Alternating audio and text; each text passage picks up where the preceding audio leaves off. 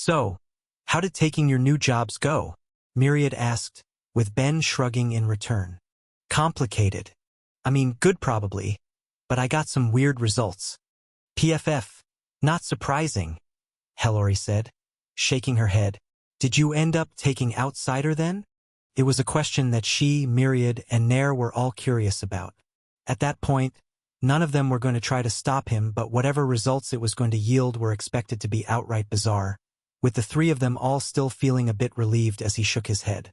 Not this time, I don't think next time either. We'll see how I feel after that. I admire the restraint, the goddess told him.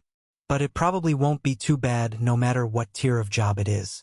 A result similar to when you took Alien Mind is beyond slim, and it's not like taking it can turn you into a monster. Yeah, well, the system always finds some way to surprise me, and on that note, taking Slayer gave me 2 new titles.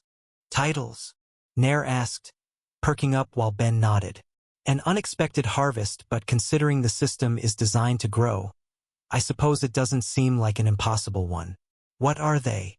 Demon Slayer and World Slayer, both of which make sense, I suppose. I'm probably the only guy that's killed a few planets around, and considering the number of demons that had to have been on each one, well, the one I was trapped on before seemed pretty packed. Considering they can live on land and sea, I wouldn't be surprised if my death count was above 100 billion. Leaving the only question being why I got those titles now instead of when I did it originally. The crafting god thought for a moment, looking at what he knew of the system he'd designed and the situation at hand before giving anything of an answer.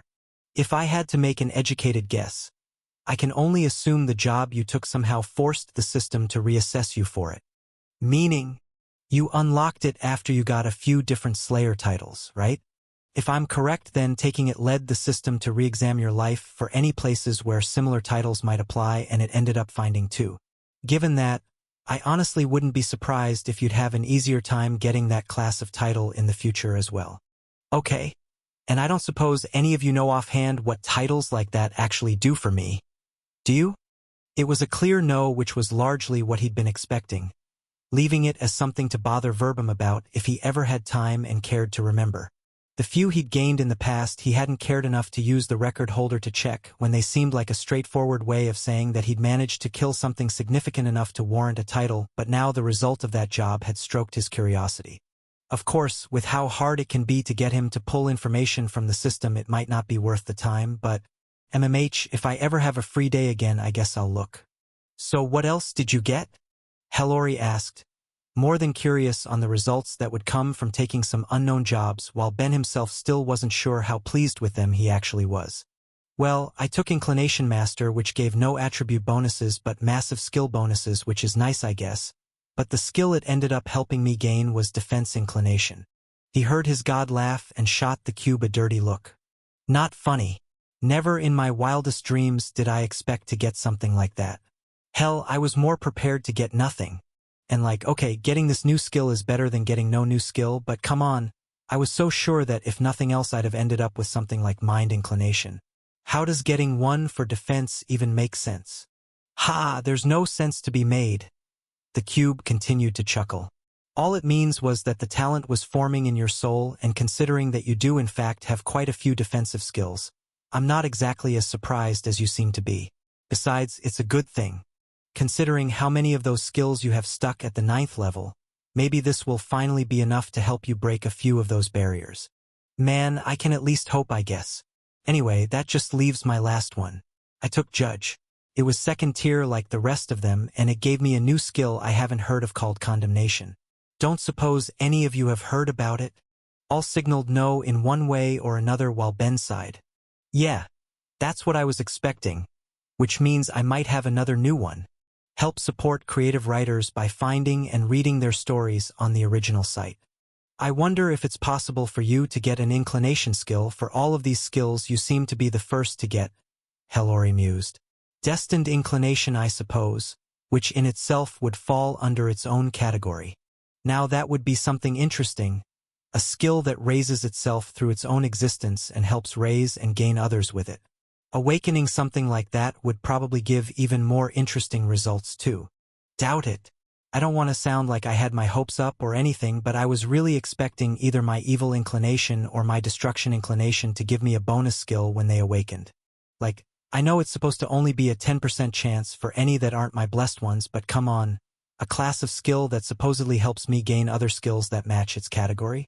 It really seemed like it should have helped me break my losing streak on that front. As it is, I haven't even gained any new evil or destructive skills as far as I can tell. I'd make the argument that soul resilience might fall under the category of a destructive skill, his god pointed out. It literally protects you from having your soul damaged.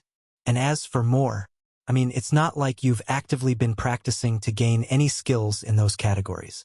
Considering you've had them both for such a short time, if you're not going to put effort into gaining any skills that match them, it shouldn't be a shock you aren't just randomly developing more no matter how high you're raising them, which I'd like to point out has been sickeningly so. MMH, I guess. And how sure are you that your new one didn't appear at all because of either of those? Hellori asked him.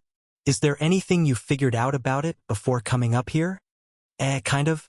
It's kind of weird to try and describe, but I'm strangely aware of nearly a half-foot of space all around me, but not really in a useful way.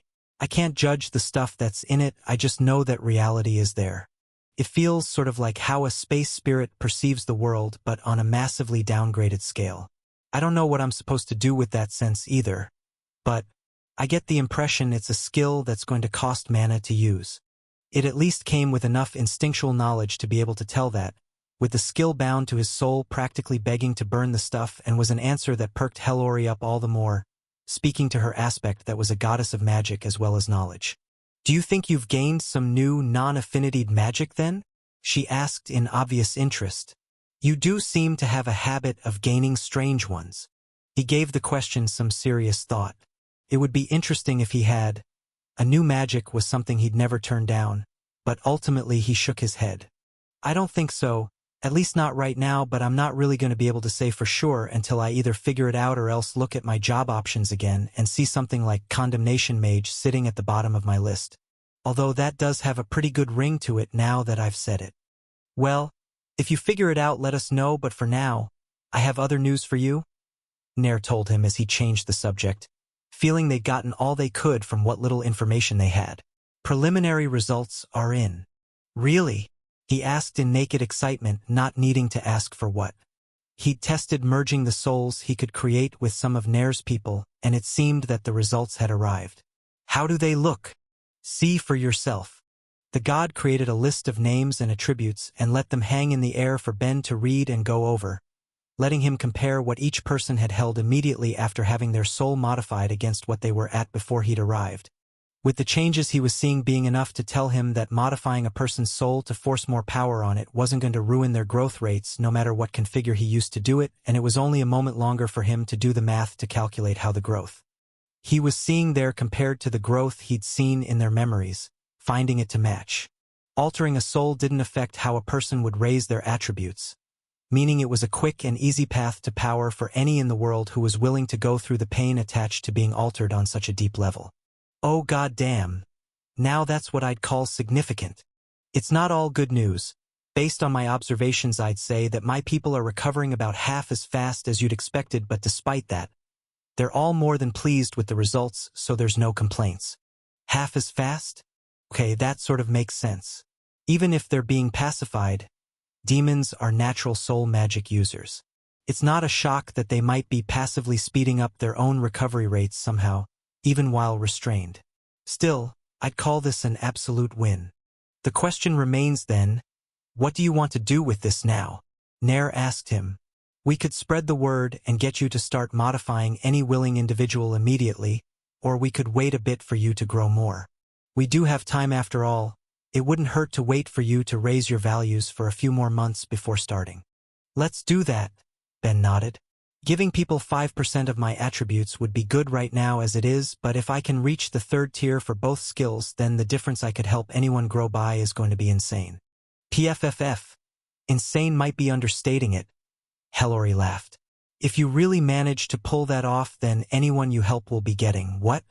1,000 points of mana, and 3,000 points to their intelligence to just name your highest options? You really do need to get those awakenings you're after, the world might just manage to win in the end. Another reason to do my best, I guess, but while we're on the topic, let's talk payment. Do you think it's too soon to start negotiating with the other gods? If you intend to wait a bit, then I'd hold off personally. Why? What are you looking for this time? Something they won't be able to argue, he said with a bright grin. If other people are going to be growing off of my attributes, then it only makes sense to get them to raise my attributes, right? With the higher I am equaling, the stronger I can make their believers. I think that will make a pretty compelling argument to get even the most stuck-up among them to pay me well. The thought had him practically salivating as he imagined what growth he might be able to trade for his work, but that would be something to look at for the future. For the time being, he just needed to claim as much of that as he could for himself in whatever time he had until he'd put to practice the results of all of his tests. And if that's the case, I really should go and check on how my demons are doing tomorrow. It was as Ben got up that morning, about to go to Mora's room to try and entertain the boy, that he froze in place, his normal routine being enough to help give him a sense for his newest skill. All he'd done was immediately begin his soul production like he normally would as he'd gotten up, continuing it as he'd walked, which had been enough to get a reaction when one passed through him. The souls he made would all linger, just for a moment, but that was the first to interact with that strange new spatial sense he'd acquired, feeling the thing he'd made at a level he never had before. So if my new sense is tuned into souls in a way my soul sight isn't, I guess that means whatever bit of mana I can spend with the skill is meant to be used on them, right? It was the best idea he had at least, so creating more within the small bit of space he could feel them, he began to try, doing his best to burn his mana with the skill, trying to figure out the way it was supposed to work until he felt it click, and all at once, the souls surrounding him disappeared. Another result that made him freeze. All of the souls he'd create would vanish in the end, but what he'd just done had gone beyond that, forcing them to disappear instead. He didn't think he'd destroyed them. If he had, he would have expected to be able to see something to hint at such a result, leaving him to only guess that he had somehow forced them to move on faster. Which isn't exactly the most immediately useful, but I guess if I ever run into any troublesome ghosts and don't have Thera or Falk around, it could be handy, and it's not like the mana cost is outrageously high. It won't hurt me to practice it a bit, which I suppose will be incredibly easy, given that this is a soul skill and all. Now that he'd finally awakened his soul inclination and even gained a level to it, raising the skill would be easier than any others in that category he'd trained in the past.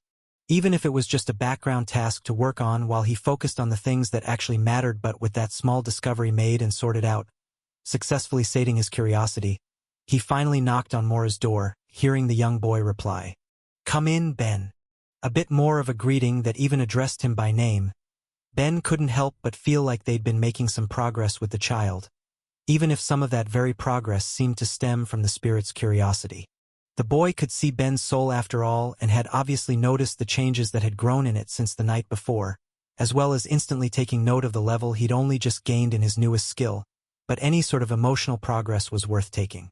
So ignoring the feeling of being examined, Ben instead gave the child a bright smile. "Morning, Mora.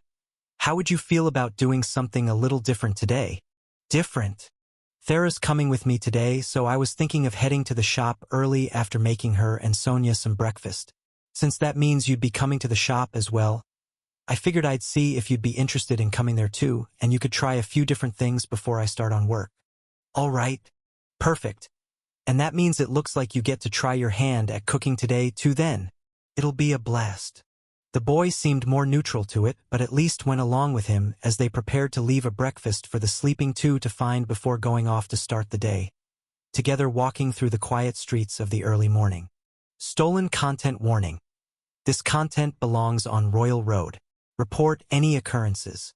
Once there, introducing the boy to the forge was the same as when he'd first shown Delaire, even if safety ended up as a smaller concern. With a body made of mana, it wasn't like the heat would harm him, but he didn't let that stop him from making sure to properly instruct Mora on best practices, watching and guiding through one of his homunculi while Ben's main body focused on his own work. Souls were created and condemned at a far greater volume. The 2 levels he'd gained to the skill growing the sense that had come with it, but otherwise left it largely the same in function while he got to work preparing Amy's new weapon. As the first ultra-rare item he'd produced, not counting the Church of Myriad given how he'd exploited its creation, He was comfortable calling the tool he'd made her his first real masterpiece, but there was plenty of room to improve on its design given how much he'd grown. It was an item that allowed for the user to draw forth 9 different weapons through the manipulation of the barriers that made them up, but Amy held the skill of weapon mastery. There was nothing she couldn't use and no reason she should be so limited in her choices. So with those facts in mind, he got started, recreating it from the ground up. Before, he had made it by enchanting on discs of white mana crystal, with the way she ran her mana into those crystals dictating what would spring forth, and it was largely going to be the same from there, with the main changes being that he'd upgrade the crystal to rainbow for all of the additional power that could be given to the weapons while also allowing significantly more constructs to be added to give even more options to choose from, starting with something he still regretted not being able to create the first time for her: a bow. At the time, he hadn't been able to produce barriers with the properties he'd need to create a bow from pure magic, but now he was comfortable saying he could do that and more, creating not only the bow itself but also design it so that when it was pulled, arrows of mana would be created as well that could be fired off. They'd only last a minute after being launched, but in most cases that would be more than enough to do what they needed to, and he made sure to apply similar constructs to the blowgun. He'd originally added 2 before going on from there with all of the new designs he could make. He still remembered all of the testing they'd done together when he'd made the original, and he'd seen her in combat as well. He knew how she would wield her weapons, which gave him enough confidence as he designed the rest. Flails and fans, hammers and hooks, sai and scythes. The list went on while configurations were made, weapon on weapon for any occasion, as all of the ones he was aware of were created in a way that would match her specifications to grow her options to unbelievable proportions, ending with well over 100 designs at the end, all of them made as perfectly as he could and reflected in the final grade, bringing a new upper legendary item into existence. It was by all accounts a masterpiece, and yet, as he looked at it, he couldn't help but feel unsatisfied. Something about it was wrong, scratching at the walls of his mind as much as the chaos ever would, but without knowing what. He did his best to push it away, focusing on supplying Amy's clones from there. On that front, he went slightly easier. The main issue with them was that they had no internal mana supply to use, but that was easy enough to get past by changing the means through which the weapons were activated, altering the original structure enough that it didn't require a flow of mana through different points but instead firm buttons. Nothing that would be easy to press accidentally, but not so hard that it would be a struggle to change during a fight. He made one for each clone by the end and didn't change them much from the original design he'd made her otherwise, leaving her with the 9 she originally had, but traded out the blowgun for more bows given how much more valuable such a thing really would be in almost every circumstance. He supposed it wouldn't have been too much more work to give her all of the new options either, but given she'd be controlling so many bodies at once, eventually it would just become too much to juggle. Better to keep things straightforward.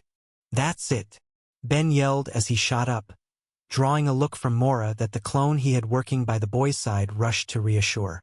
The new weapon he'd made for Amy was a masterpiece by all accounts, but it was complicated, likely too much so. Sure, he could help her get used to all of those new options by having her practice them while under the effects of his knowledge skill, and he likely still would, but in the heat of battle it created too much room for mistakes to be made. This was his friend. He didn't want her losing her life because she'd applied her mana slightly wrong. So then what to do instead?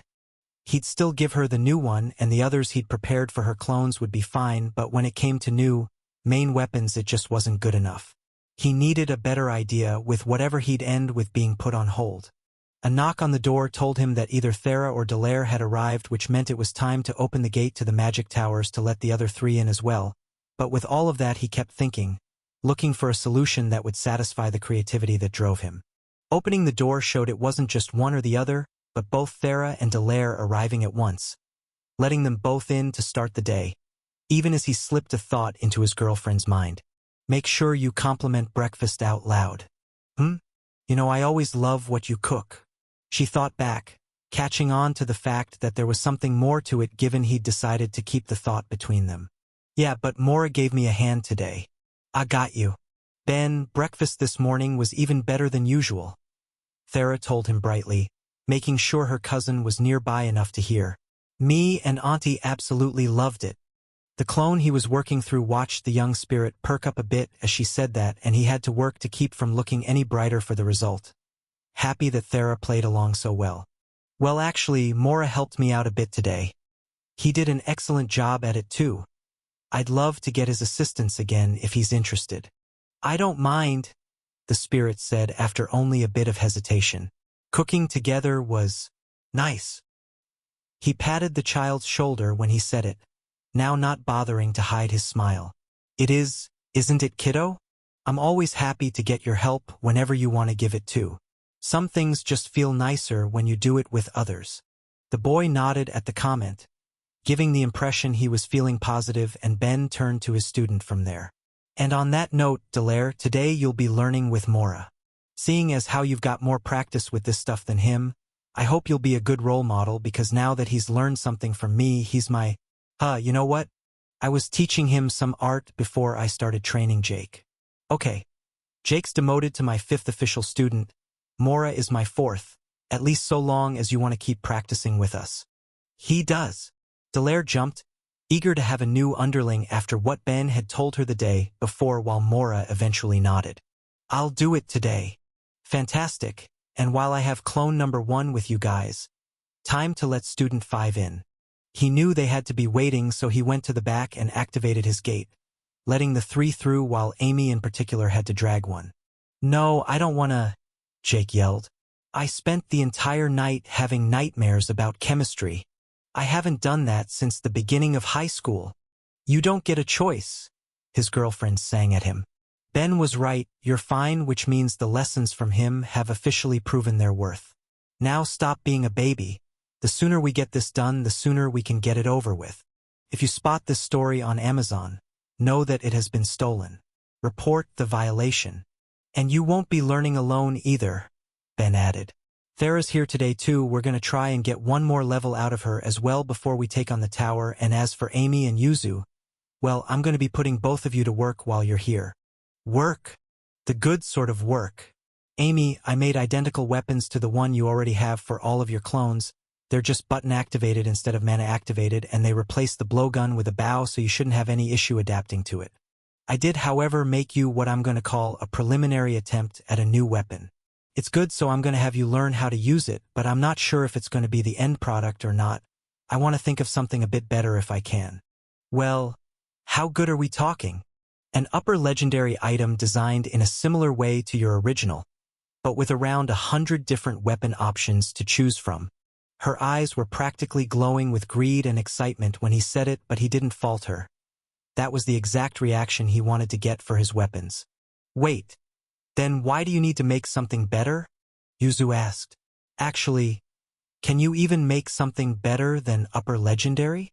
Listen, not all items that exist within the same ranking are created equal. And as for if I can, probably.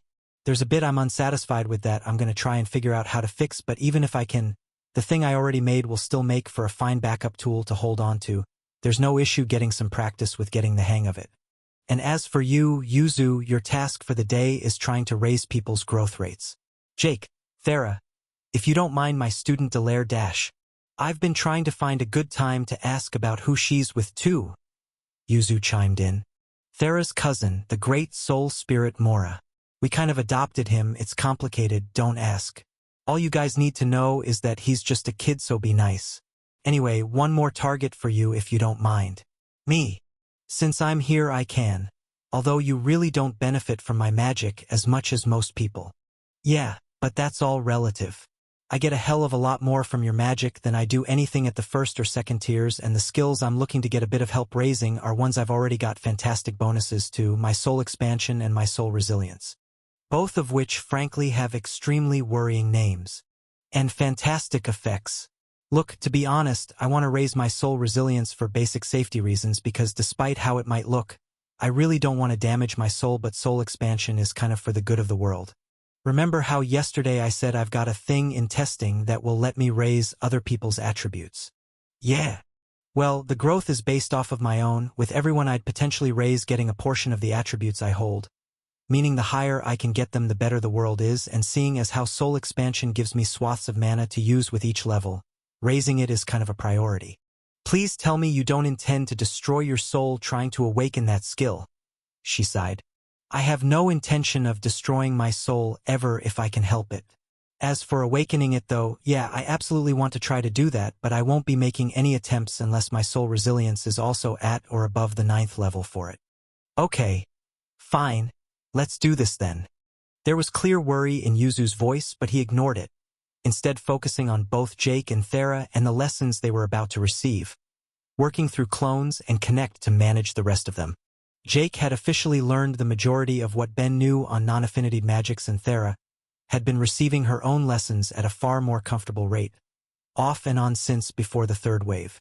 Knowledge-wise, there wasn't much left to teach them, leaving only the matter of hands-on practice in the fields he himself was an expert in.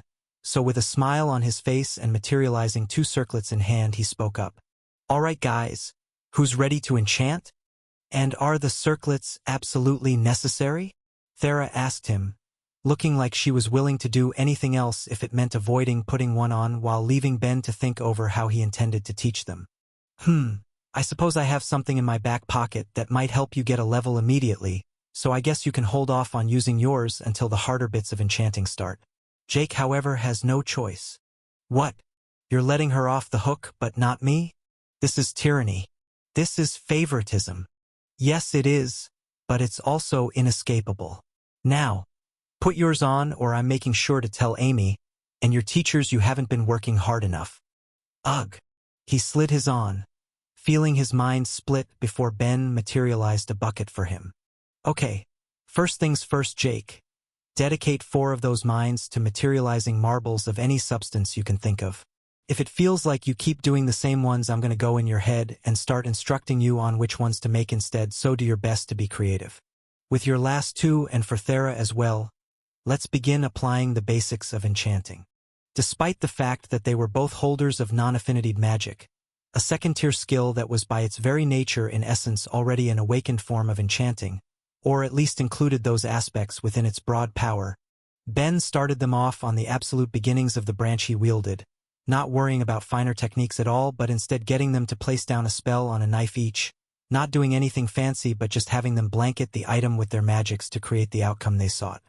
Both were simple earth spells out of consideration for Thera, given she had less options, designed to help strengthen the items as much as such a simple means of enchanting could accomplish, but despite both being new to it, neither showed any issues when it came to such an application.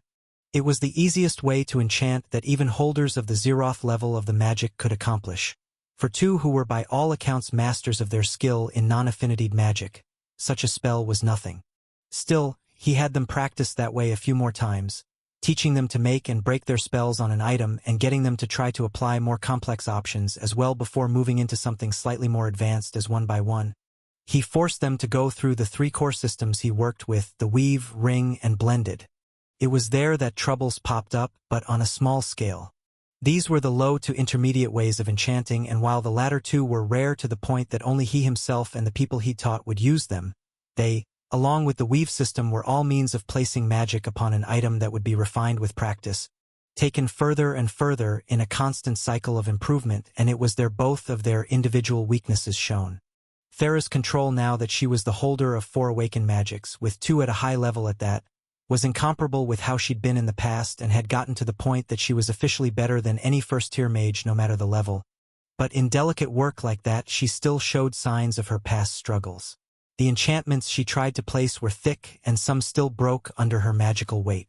Easily fixed after a 2nd or 3rd attempt, but still somewhere she had her problems. Jake, on the other hand, having no issue with his control, suffered from a different one: a lack of self-discipline. While Ben himself could construct enchantments at an unbelievable rate, thanks to both his fundamentally broad understanding of his particular magic tied into both his natural talent and the unnatural speeds he could think, enchanting by its nature was still patient work. One needed to decide the best configurations of mana to place upon an object to obtain the best results once mana was sent through by its wielder to power it, something the other man didn't seem to have the patience for, leaving the enchantments he placed as messy and less effective for that fact. Again, it was something that could be overcome with practice, it was just a matter of getting it. But as the time wore on and they slowly improved that day under his guidance, they each slowly got better. Far from masters, it was still their first day ever doing such a thing, but given the power the 2 could wield, their work was already good enough to sell despite that, with the touches of any awakened skill being enough to give an item some value. If you stumble upon this narrative on Amazon, be aware that it has been stolen from Royal Road. Please report it. There was still more to teach them both, but there were also still days to do it though. No need to rush them, at least not yet. And as the time wore on, it wasn't long until evening had come, once again freeing them all from his lessons.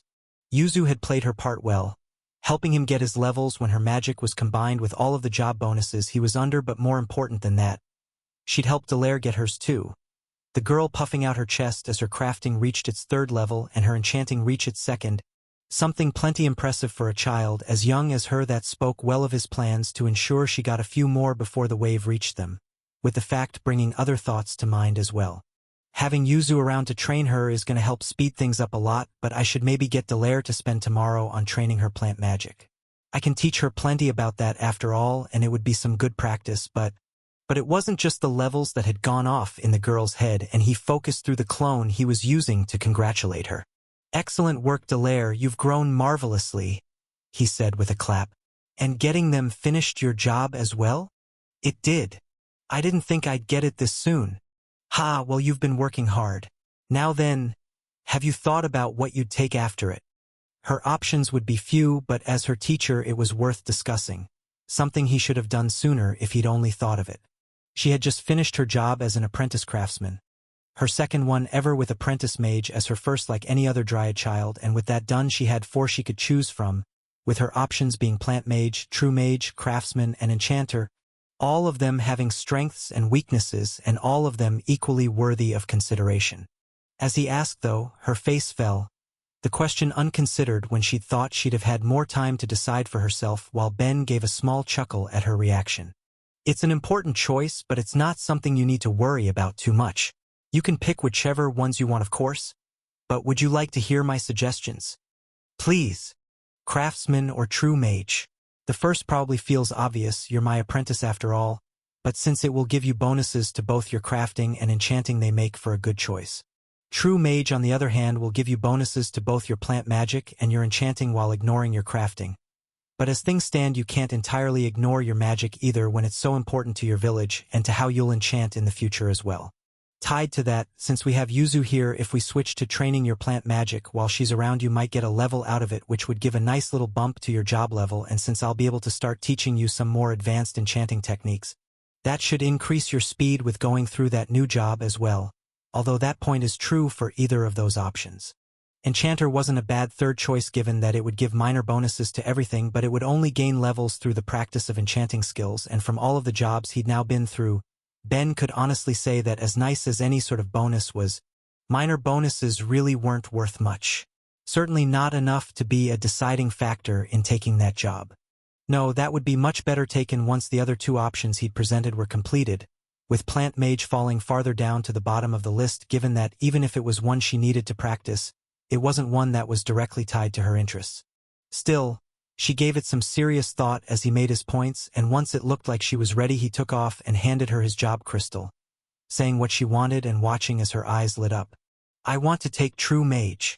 Notifications filled her thoughts as she gave voice to it, bringing another reason to congratulate her once it was done. "A good choice it looks like, Dallaire. We'll start working on your plant magic tomorrow, so make sure you bring Sakhel along too. She can help out." "Can do." She couldn't help but beam, with the new job leaving her on top of the world, giving her not only the expected bonuses but also helping her acquire the skill mana recovery rate enhancement. As a member of a naturally magical species, gaining a skill like that wasn't a surprise, but it was a boon nonetheless, giving something else he could force Yuzu to try and help the girl with while she was here, along with the small bit of experience gaining a skill gave a new job. Yep, all in all a good day. Now just to deal with my last bit of it. He waved the others off, asking Thera to walk Dallaire home again and promising he'd be back soon, having only one last thing to deal with himself as he stood in front of his many gates. His talk with Nair that night had not been forgotten, and he still had experiments to examine. Walking through the gate yielded a pleasant surprise, no matter how small it might have been. Ogilt, who was still standing guard, appeared to have at least looked through the bits of entertainment he'd been left with since Thera had gone to check on her newest uncle, showing that perhaps some of her talk had been good for him. "I'll have to tell her later," he thought before going over to the spirit, giving a happy smile as he did. "Oh, Guilt. I've come to check up on how things are going over here. You doing okay? Enjoy any of the stuff I left for you? I'm as I always am, but I suppose it has helped me pass the time," the spirit said. It was, "What are you doing? Trying to chat with you? No, the thing you're doing to space, what is it?" "What?" "Oh, ahem. I managed to get a new skill that helps me let souls pass on faster," he explained. "I've been practicing it all day since I need to make souls constantly too. I guess I didn't realize that it would be noticeable." The Great Spirit stared at him in silence for a moment, not so much as moving until he finally spoke. "It may not be my domain and I may not be able to interact with them in such a way, but I can assure you, Ben, whatever you may be doing to souls is not helping them pass on. All right, you're the expert, so I'll trust your opinion here." The skill came with a bit of a sense for the space around me though. "If I'm not helping them pass, then what am I doing?" "A second, please. Continue on as you were. I shall try to understand." Dropping his human form, Ogilt returned to his natural state, becoming a dense mass of mana that flew around Ben, well within the range of his skill in a way that made him notice something. As condemnation had grown throughout the day, he could now feel the souls of people within his range as well. It was a realization that sent a small shiver down his spine, but he kept using the skill on the souls he created until Ogilt seemed done. He was still sure at least that he wasn't destroying the souls he made, but it seemed the Great Spirit had a different answer for him. "You aren't releasing whatever souls you wield, but pushing them. Pushing them, specifically, down." He didn't immediately know what the spirit was saying until all at once understanding hit him like a truck, with implications he wasn't sure he knew how to respond to, moving his thousands of thoughts at once. The universe he now called home was a layered reality. Some, like where the gods normally resided, existed in a higher plane, while others existed below, with one more notable than any others. "The infinite hells," Ben muttered as the realization dawned on him. Connections made all at once. Judge was one of the jobs he'd acquired after he'd closed the gate to hell, the connection to the skill inescapable, even if some parts of his thoughts struggled to keep up with what others had already figured out, the surprise great enough to bring disconnect and disorder to his mind. But how? A job like this, I pushed him into hell. No, let's be specific. I judged him worthy of hell. It was a choice I made and I don't regret it, so I can understand why I got the job. But the skill? The ability needs to be forming in me to at least some extent for it to develop into a full-blown skill. How could I have been growing the ability to do this in my soul? My witness blessing? Possibly involved but unlikely to be the main culprit, although I got it around the same time I got the job, so there's no guarantee the two are unrelated, but if I had to guess, there's something else I did that might have helped me form the potential for this. Namely, he built his failsafe in the event he himself was ever condemned to hell by the gods for some reason or another.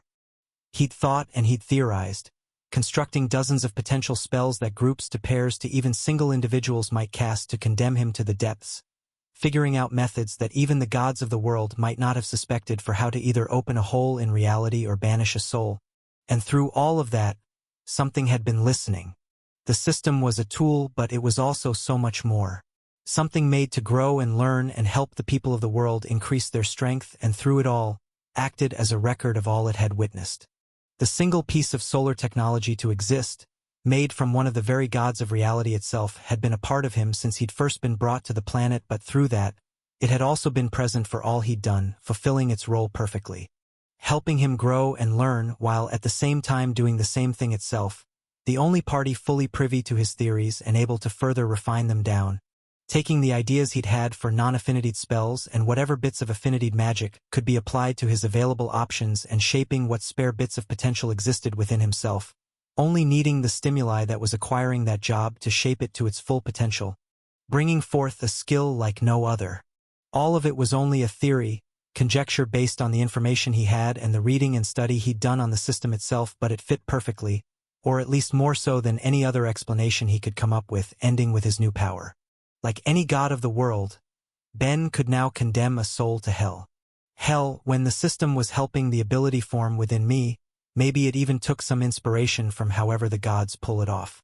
It would be conceited to assume it managed it based solely off of my own thoughts and theories, but this is a lot to process. He didn't know how to feel about having such a skill, nor using it. When hell opened up and the souls of the damned escaped, there was no avoiding just how many innocents had been sent there by their cruel and unworthy gods, and now he had the same ability. One that could just as easily damn others. 1. Unauthorized use of content. If you find this story on Amazon, report the violation. That may have grown enough that it could be used on the living instead of just the naked souls I can create. He needed to test it, and the good news was he was in the perfect place for it. A building full of his experimental materials with more than a few of his test subjects ready to be disposed of, but he held himself back just for a moment. He was there to look at results and carry out more tests, and he would do that first. What happened after would be for them to worry about. Still, the discovery had left him with an obvious air of impatience that couldn't be denied as he went around the building, checking minds and souls and cards for changes and finding the results, immediately doing more tests as he went. The ones who had their soul modified 3 times showed no sign of mental recovery, and the pain they were under was still healing at a crawl compared to those who had only been modified once or twice, with the only estimate he could make telling him it would be months to years before they'd recovered enough to be freed from it. Those he'd modified once and then added a new modification a second time after they'd originally healed seemed to be recovering at a slower rate too, although doing the math for it made him think it was going to be at a similar rate to those he'd originally added 2 modification to, with some in that group almost completely free of pain. A result that made them excellent test subjects as he modified them once more, feeling the change within them and the torture it caused. Their minds didn't collapse like his original group that had been modified thrice, but that was likely to their detriment. The pain was unbearable for them, feeling as though their very souls were being ripped apart but not being granted the mercy of insanity that would let them escape, and given the recovery rates he'd already seen, it would be many long months until they were freed from it, same as those who had come before them. It was an important lesson, though, one that showed him what was by all accounts a fundamental limit. He may have known from seeing his God that it was possible to combine any number of souls without any major pain or detriment, but he didn't know how to facilitate that process.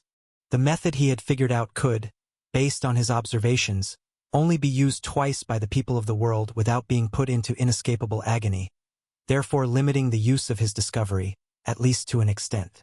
As it was, 2 modifications being done a month apart would be plenty for those who made their home on the planet, a perfectly acceptable result that told him his experiment on that front was done, leaving only to dispose of the dangerous materials that had been created in the process. A disposal and another test. Opening the door to the last he'd modified. A demon that had been trapped in an agony it couldn't even express from the enchanted collar hanging around its neck, freezing it in its place. Ben placed a hand against its chest and, welling the power he'd only just learned to use that day, condemned it. A cost to his mana incomparable to the mere points he'd spend doing the same thing on a naked soul. The power still worked, tearing essence from flesh and leaving nothing but an empty vessel, the same as any homunculus or clone he would work through while the implications of what he could now do hit him. Jesus. He had spent weeks torturing the demons he held in the name of his research, but somehow, doing that felt more unethical than anything else. He hadn't just killed the demon in front of him, in fact, he hadn't killed it at all. By all accounts, its body still lived. What he'd done was only steal away the thing that drove it, with what that meant inescapable.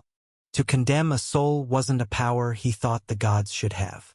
He'd seen too much proof that it was an ability that went misused by too many in the broader universe, and yet, even feeling that, he knew it was one he'd still use himself. Condemning a soul that he himself had created, a blank, empty thing that lacked any sort of experience that came from life, couldn't exactly be viewed as the same as condemning an actual living creature. But more importantly, no matter the ethics behind it, it was a skill that could easily prove itself useful in the future in any number of ways, with the higher the level only giving him more options. And as much as anything else was a single fact. Ben could easily treat death lightly with total disregard to any creatures or people he felt nothing for, and when it came to the demons who invaded his new world it was all the easier.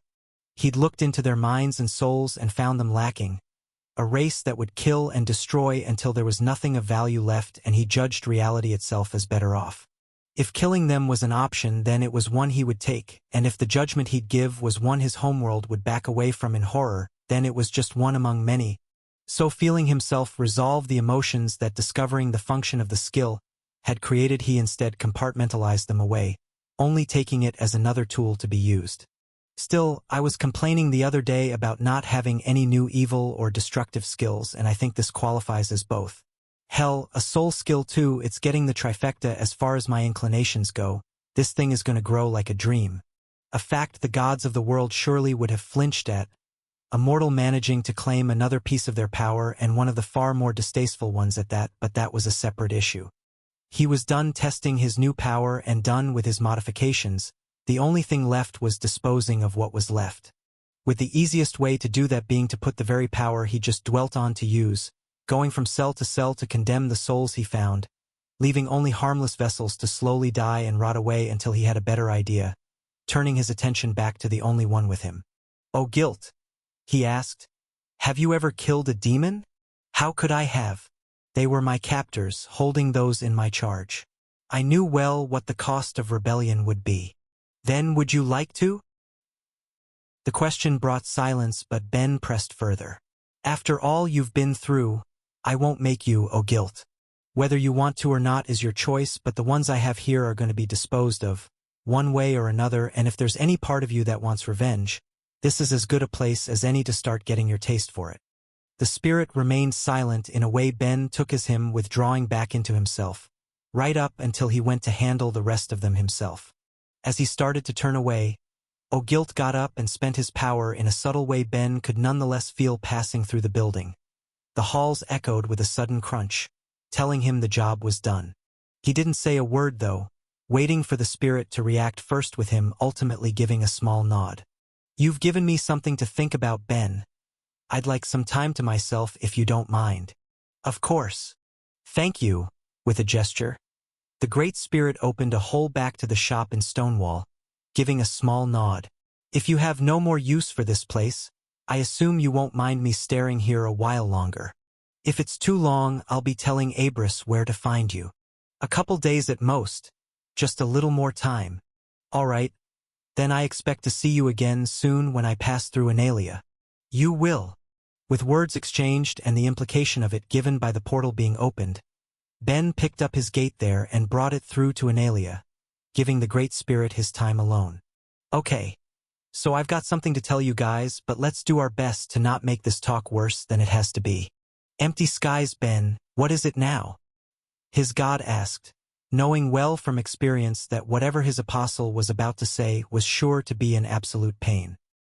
Before that, let's all just also agree to keep this between the four of us. No need to let any other gods know about it."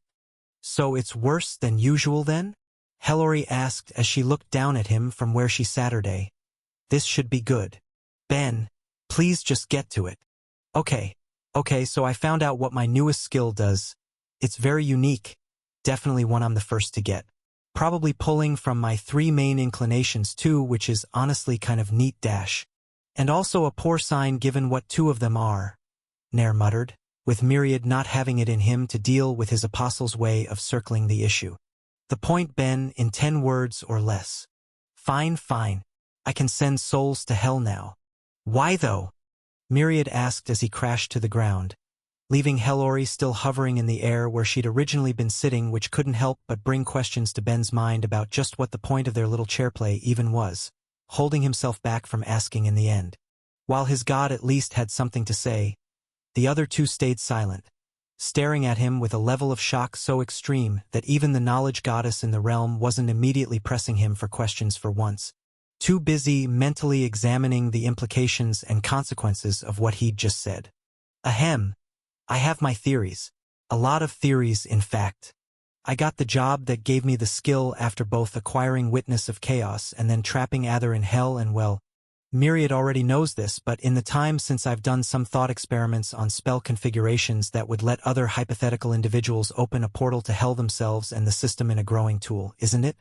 It's bound to me, so it's aware of my hypotheses on the topic, so my best bet is that it used whatever potential already existed within me and applied it, ending up with a skill that can pull it off. Ben, I'd just like you to know that, for the record, you are allowed to keep some things secret from me," Myriad told him, sounding like he wanted to escape from the things he'd just been told. "Hell, you can keep things from the three of us just fine. There's really no reason to go out of your way to share all of these little details. I mean, I personally think it's good to keep you updated, so that if it ever comes up I don't need to give you a much longer rundown. I don't want this to ever come up in any way at all. I don't want to hear about this again. I mostly just want to forget you said it and move on with my day. Listen, it's not that big of a deal. It's not like every god on the planet can't do the same thing. Yes, but we're gods. And I've seen no proof that with all of that age and power is a guarantee for even a drop of wisdom. Relax. I don't plan on misusing this. I feel like any use of the skill qualifies as misusing it. If you come across this story on Amazon, be aware that it has been stolen from Royal Road. Please report it. It's really just going towards practicing on the souls I'm already creating and maybe any demons I run into that I can't fight any other way. Wait, with all of the jobs and inclinations and probably even titles too, with how many of those stupid things you have, what level have you gotten it to already? I mean, you were just saying something about the value of keeping some secrets dash. I changed my mind already, so tell me. A very reasonable, very cool 7. Hell Ori, just for my own morbid curiosity, what are the implications if my horrible monster apostle awakens this absurd skill? Just what might it grow into for this poor world and mostly me to have to deal with? I mean, that's really impossible to say, the goddess said, finally pulled from her thoughts enough that she came down to do what she would so frequently, plunging her arms into Ben's chest and feeling around. The most obvious result is that doing it will just get significantly easier. Ben, tell us a bit about how it feels to use the skill. Well, for starters, it looks like I can feel your soul now that you're in my range dash. A statement that made the goddess jump back to Myriad's side before he could say another word, but still left him to continue. But I can already tell with my sacrilege that I can't use it on you in its current form, so you probably don't need to react so extremely. And for the record, even if I could I wouldn't. Ahem. And any other details of the skill then? She asked, trying to keep what bit of dignity she could after that display. Well, I need the target to be within range of the skill, which is still only a bit more than a foot around me despite how much it's grown today, but for the souls I create the mana cost is negligible. A couple of points and that's it, which I can only assume would be the same if I were dealing with a proper ghost but can't be sure of without testing. On the living though, well, when I did it to a few demons I didn't look at the exact mana cost, but from the feel I would estimate it was maybe 100 points of the stuff to do, and it took longer too, but it's reasonable to expect that that will improve as it grows a little more. Considering the magic demons hold it also wouldn't be unreasonable to think that they fought it a bit while I was doing it, at least on a subconscious level, which means it might be easier to do on a regular person, but since I won't be testing that I can't know for sure. Cheap, Hell Ori muttered as she listened to what Ben had already learned and theorized. That mana cost is nothing for such an act. Something like that shouldn't be so easy. Why not? Because condemning a soul to hell shouldn't be some easy thing, especially given that we're talking about a mortal piercing a layer of reality on any level. That's an outrageous achievement. It's what I do every single night. I come up here for no mana cost. A fair point, I suppose. When you put it like that, I can't help but wonder if your already present talent in passing one way through reality has left it easier for you to do it another. Still though, Myriad, Nair, both of you need to look at his soul. Why? Ben asked. Myriad's only done it to me once, but I cannot stress this point enough. I'm not into vor. Ben, as your god, I'm going to politely ask you to never describe my way of examining you like that again. And it's important because for years now, I've been the only one among us to look at your soul, Hell Ori told him. An extra set of eyes could make trying to understand all of the changes in it and discuss them easier. Ugh. Fine. In that case, Nair, is how you do it going to be more akin to how Myriad or Hell Ori would? Hell Ori. Oh, thank God. Okay. Get your looks then, but let's not make this a frequent thing. He let Nair plunge his arms into him and closed his eyes for Myriad opening up at the seams around him. His mind may have shut down the only other time his god had taken him in to examine him, but with all of the changes he'd been through since then, he didn't want to count on his odds of getting that same mercy a second time until finally they were all done. So, anything worthwhile then? He asked. Maybe we'll have to talk first, Hell Ori told him with a shrug. For now though, It's probably a good time to go down and talk with your ward. It will give us some time to talk among ourselves in the meanwhile. Yeah, sounds good then. Let me know if you find anything interesting. He told them the main thing he'd intended to that night anyway, and with that he went down, leaving the three gods alone and not getting to see as two turned to the goddess in their midst.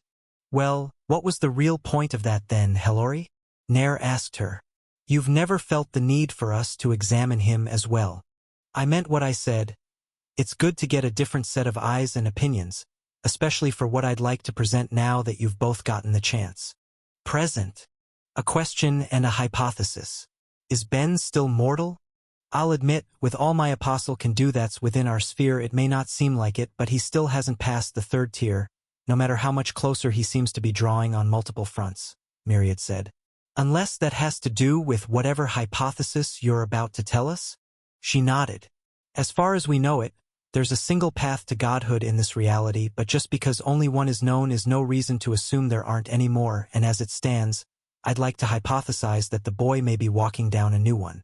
Of course, given how likely he already is to reach the third tier, it may not matter, but as things stand, if he were to die today, I personally wouldn't be entirely shocked if he ascended as some higher being, not necessarily a true god, but some sort of lesser deity that hasn't been seen in this reality before.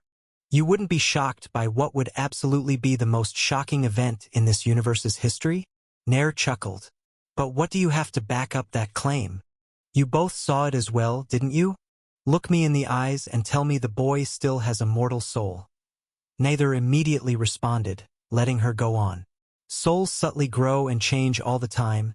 It's why the ones used made such a perfect medium for the system, but there are some changes greater than others, as we all know.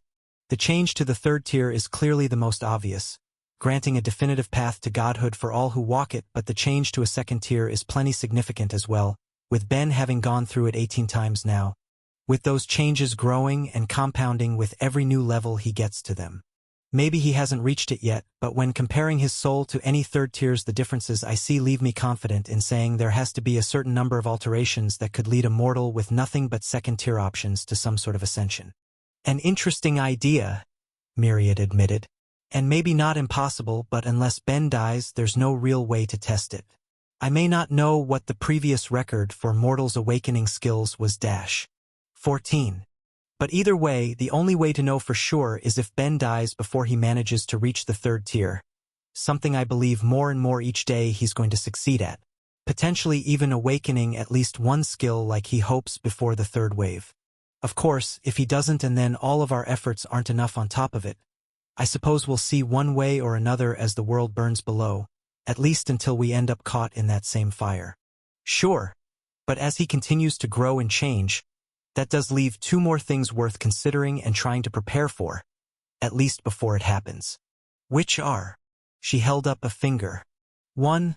A fact that the gods who don't know him and don't know the exact number of awakened skills he holds can't currently expect, if he does manage to awaken the 2 skills he wants, ignoring all of the complications that will come with the birth of a god of sacrilege, that still means he might have as many as 16 other significant divinities. Technically, all of an ascended mortal skills would convert into realms of power for them, but the majority who made it to that tier would only have one from a tier 2 skill, with that being far stronger than any that sprung from a tier 1. Not near what was gained from a true, third-tier awakening, but still something that would give them power enough that it let them play on the stage as equals to natural gods who held 2 or 3 divinities. Ben, though, holding 16 along with all of the other skills he'd gained that he still hadn't managed to awaken, would prove to be a significant figure by that point. If he did get a single skill to its third tier, all he had would comfortably leave him above any other ascended mortal and likely any god who held only 2 realms of power, but if he instead awakened 2 skills to the level of godhood, the narrative has been taken without permission. Report any sightings. Would that place him a bit above any of our kin with 3 then? Nair muttered as he considered it, with Hellori shaking her head. No, not just a bit. Consider what some of his lesser divinities would be, powers that come naturally to us that he's growing and raising as a mortal. Any god, natural or ascended, can actualize, but no mortal one had the skill beforehand. All of the levels he's gained to it in his time as a human are going to turn into a divinity, one that will place him above anything any other god can do with the same power. Same for his newest skill. Even if he doesn't awaken it, he'll still be inherently better than any of the rest of us at it by virtue of the fact that it will be within his domain. But let's not stop there. What if we win in the end? The planet is safe, or at least safe enough that we have some wiggle room to figure out what to do next. What do you mean? Everything the boy's accomplished, he's pulled off in a mere 5 years. An already outrageous achievement which is only made more so by the fact that I genuinely believe he has a chance of claiming the 2 awakenings he wants in the months we have left, no matter how tight it might be, but that's operating on a scale of months. From what he's said of his own lifespan, if he gets those 2 awakenings he's looking for, the bonuses might be enough to let him live another 2 or 3 centuries after accounting for how it should have already grown. Do either of you actually expect him to stop growing further in that time? Both were silent, thinking over the implications of just what that meant. That was all the growth Ben had managed with the bonuses through jobs and blessings and titles he currently had, but he would only ever get more of them, compounding the already unbelievable speed he could grow at while Hellori went on. With that much time available to him, I have no doubt he'll awaken at least 1 mind skill, and his material manipulation is practically a certainty given that it's benefiting from the ridiculous bonuses from his world killer job. And Nair, I know you believe he has an excellent chance of getting there for his other crafting skills, but with that much time, consider any other skill he might gain. In the short time he's been on this world, he's completed around 60 jobs now and even figured out a way to finish any new ones he gets even faster so long as he can keep acquiring options once he inevitably completes his list. But if we just look at the pace he's already gone at, if he keeps finishing 60 jobs every 5 years, then in 200 years from now, he'd have over 2,000 done. Plenty of them being 2nd and even 3rd tier options. Hell, maybe even another 4th tier one. With all of those bonuses bound to his soul, how much of a threshold would reaching the 3rd tier even be by as little as a century from now? You're saying you think that if we win, Ben might turn into a being with dozens of 3rd tier skills, Myriad said, with Hellori again shaking her head. In a roundabout way, but it more circles back to my main point. After all of the times I've examined him, I believe enough 2nd tier skills might be able to compound to create a being that might still ascend, in essence being just short of what we consider godhood but still being a god. But what about a being beyond that? Someone whose soul isn't being altered by the mass accumulation of 2nd tier skills, but instead 3rd tier ones? I'm asking, if we win and your apostle gets to live a full, long life, what will we have if he somehow steps beyond godhood? With the question the realm fell silent, all of them left to ponder the question. It was something that should have felt impossible, and yet somehow seemed all too likely. None of them doubted Ben would be able to make it to the 3rd tier if he had the time, but Hellori was correct. Getting to that tier would give him decades more to enjoy it, and he wasn't one to take it easy. Even if he somehow didn't get the dozens or even hundreds of 3rd tier skills they thought might be possible if centuries waited for him, he'd undoubtedly get a number of new 2nd tier ones, and for all intents and purposes, that would still put him above any god of that world or any other. Are Nigerian Naira? Yes. It was Myriad who broke that contemplative silence, sounding more tired than anything else. Well, for now it's only a theory, one I hope the 2 of you will do me the favor of not spreading around. PFFF, you don't need to worry about that, the goddess reassured. I like the boy enough that I wouldn't want any of the misguided idiots up here thinking it would be a good idea to try and deal with him before he might truly become a problem. He might welcome that, Nair laughed. Turn a situation like that around and he suddenly has yet another chance to try and awaken his sacrilege. And no bringing that idea up with him either, Myriad groaned. He causes enough trouble, we don't need to add entrapment to the list. Everything Hellori had said was worth remembering, but for the time it was only a theory. With months still left before the world might end, they all did their best to tell themselves that even if the future presented itself in such a way, that could only be a later problem.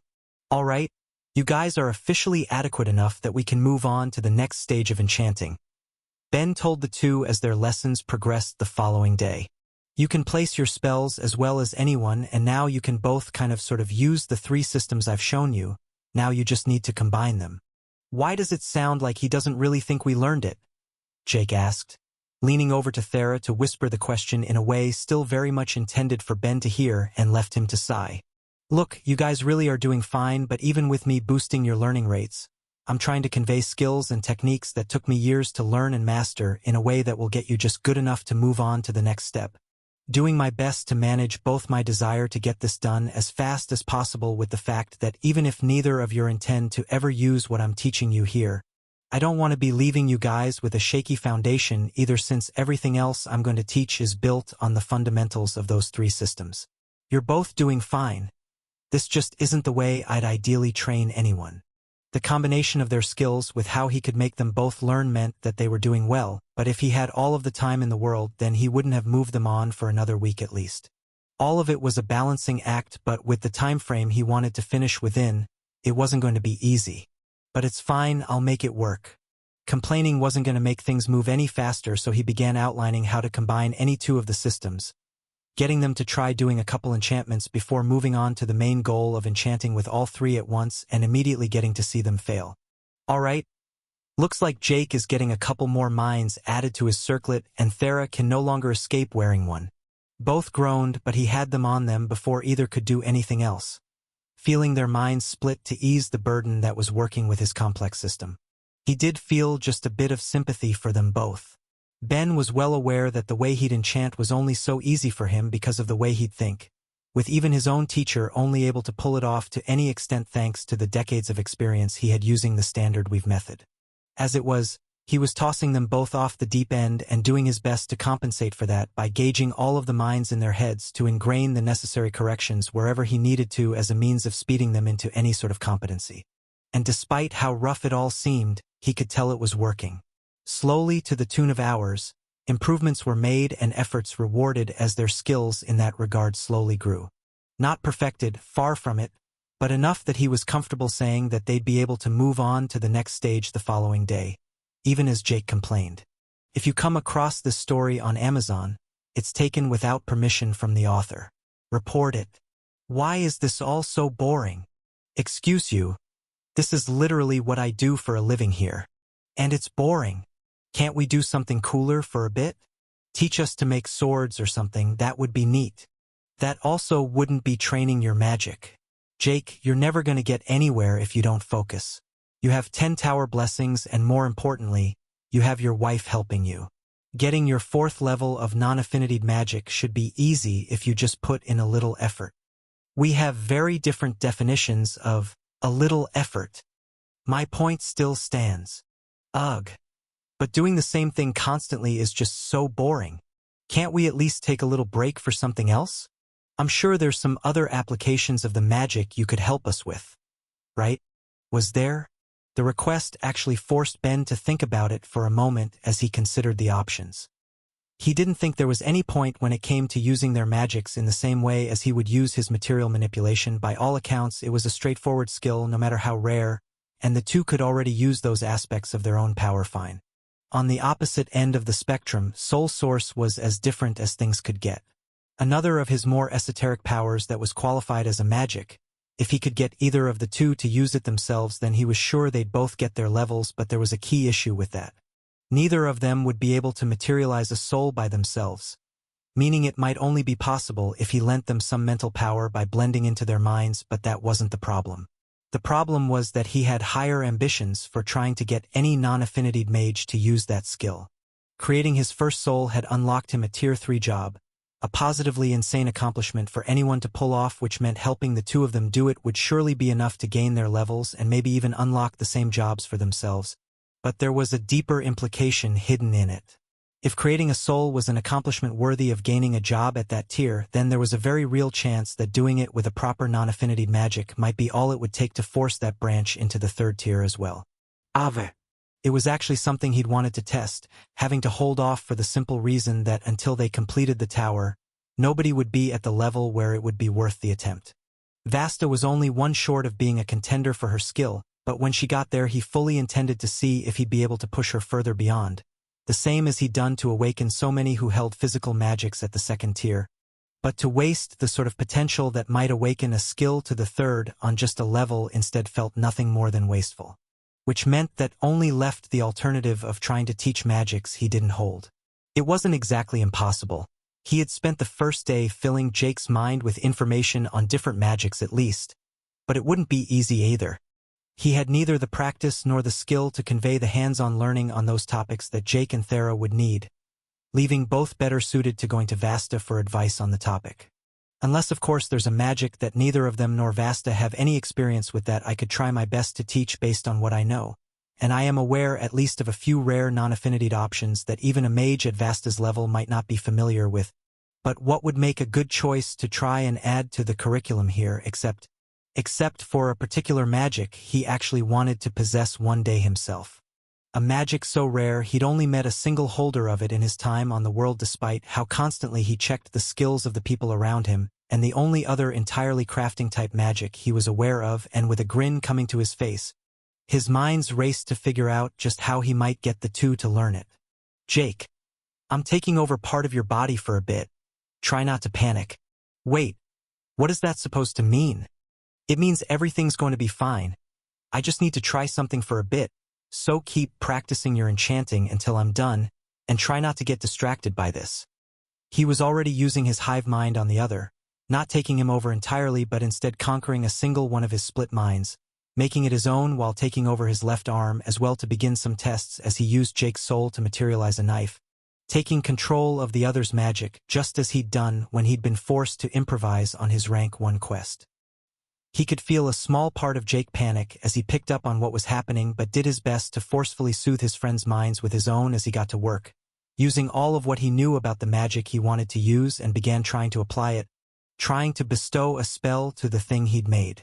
Bestowal was rare, unreasonably so, and the worst part of it was that it didn't seem to be a skill one could really train to gain.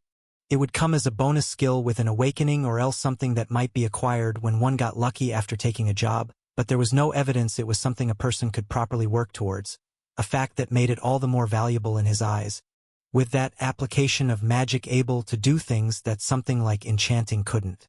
While less complex than enchanting, it was a power that saturated an item with a given spell or skill instead of placing it on it, meaning any item that was bestowed on could be enchanted on after without adding any additional magical weight, increasing the amount of power that could be placed into it without causing the base material to break.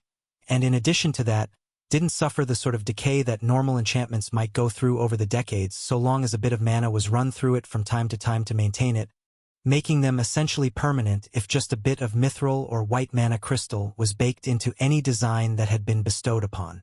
Of course, the second point was a bit less meaningful to Ben since he'd learned of the ring system and applied it to his work, with stability being one of the core features of that particular system and allowed items that were enchanted with it to hold their effects for upwards of thousands of years based on the few examples of it he'd seen, but that didn't make the first point any less valuable. If he just practiced with Jake's skill a bit until he got the hang of it himself, he'd then be able to teach them and even use them after they learned it to help with some of his work. This text was taken from Royal Road. Help the author by reading the original version there. And maybe, if I'm really lucky, getting this bit of experience using the skill through Jake might help me get it for myself. That would both be very possible and very cool, right? It was something he was willing to hope for at least, even if the odds seemed slim. Still, the fact it felt like a chance at all to one day gain that rare and elusive skill without needing to get Zandale's help in the matter meant it was more than worth it, and with that bit of greed in his heart he got to work, trying to bend Jake's mana to his will until he got his first success with it.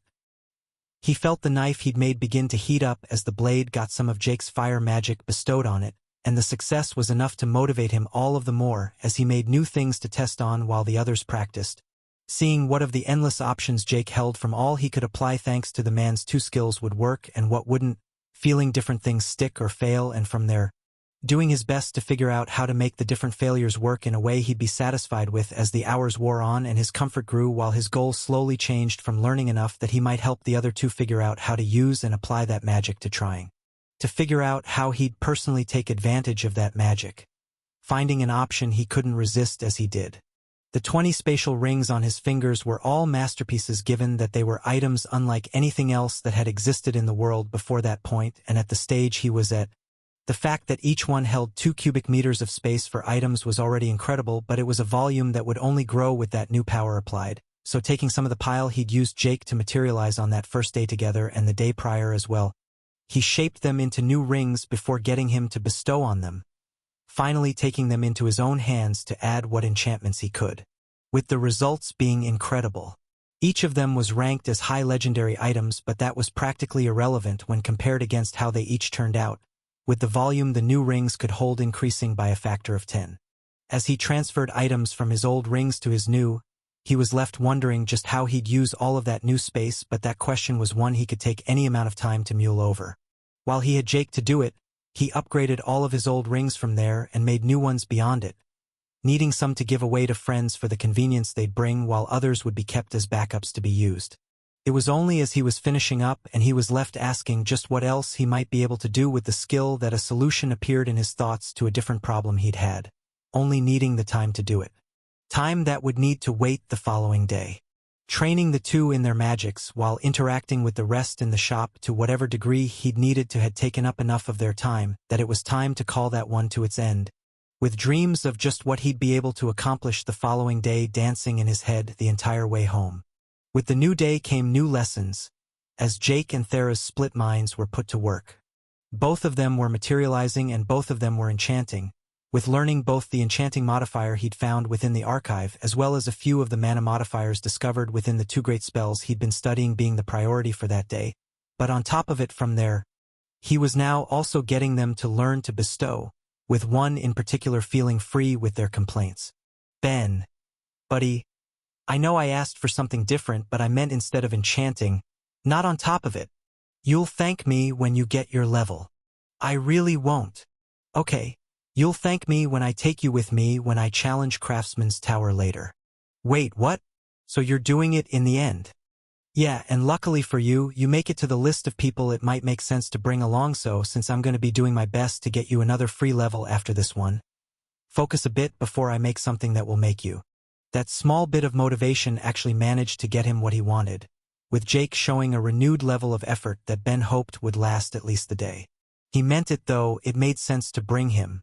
At some point, he was going to have to talk with Nair to figure out just what would count as a crafting skill to figure out who would be best to take, but given complete non-affinity magic could enchant, bestow, and shape materials, he felt certain it would fit the bill. Of course, when it came to who else would benefit from it, he still wasn't sure, but that was a problem for the future. He still had a completely different tower to manage first and things to make before then, with the focus being on just what Amy would be getting by the end of that day. Among all of his bodies at work, 3 were busy creating weapons of all sorts while Amy stood nearby, giving them a few test swings or shots depending on what was made to be sure they felt okay, giving confirmation each time. Okay, at this point it's a little freaky how perfect you can make all of these feel, she said as she held a sling in her hands. How are you doing this?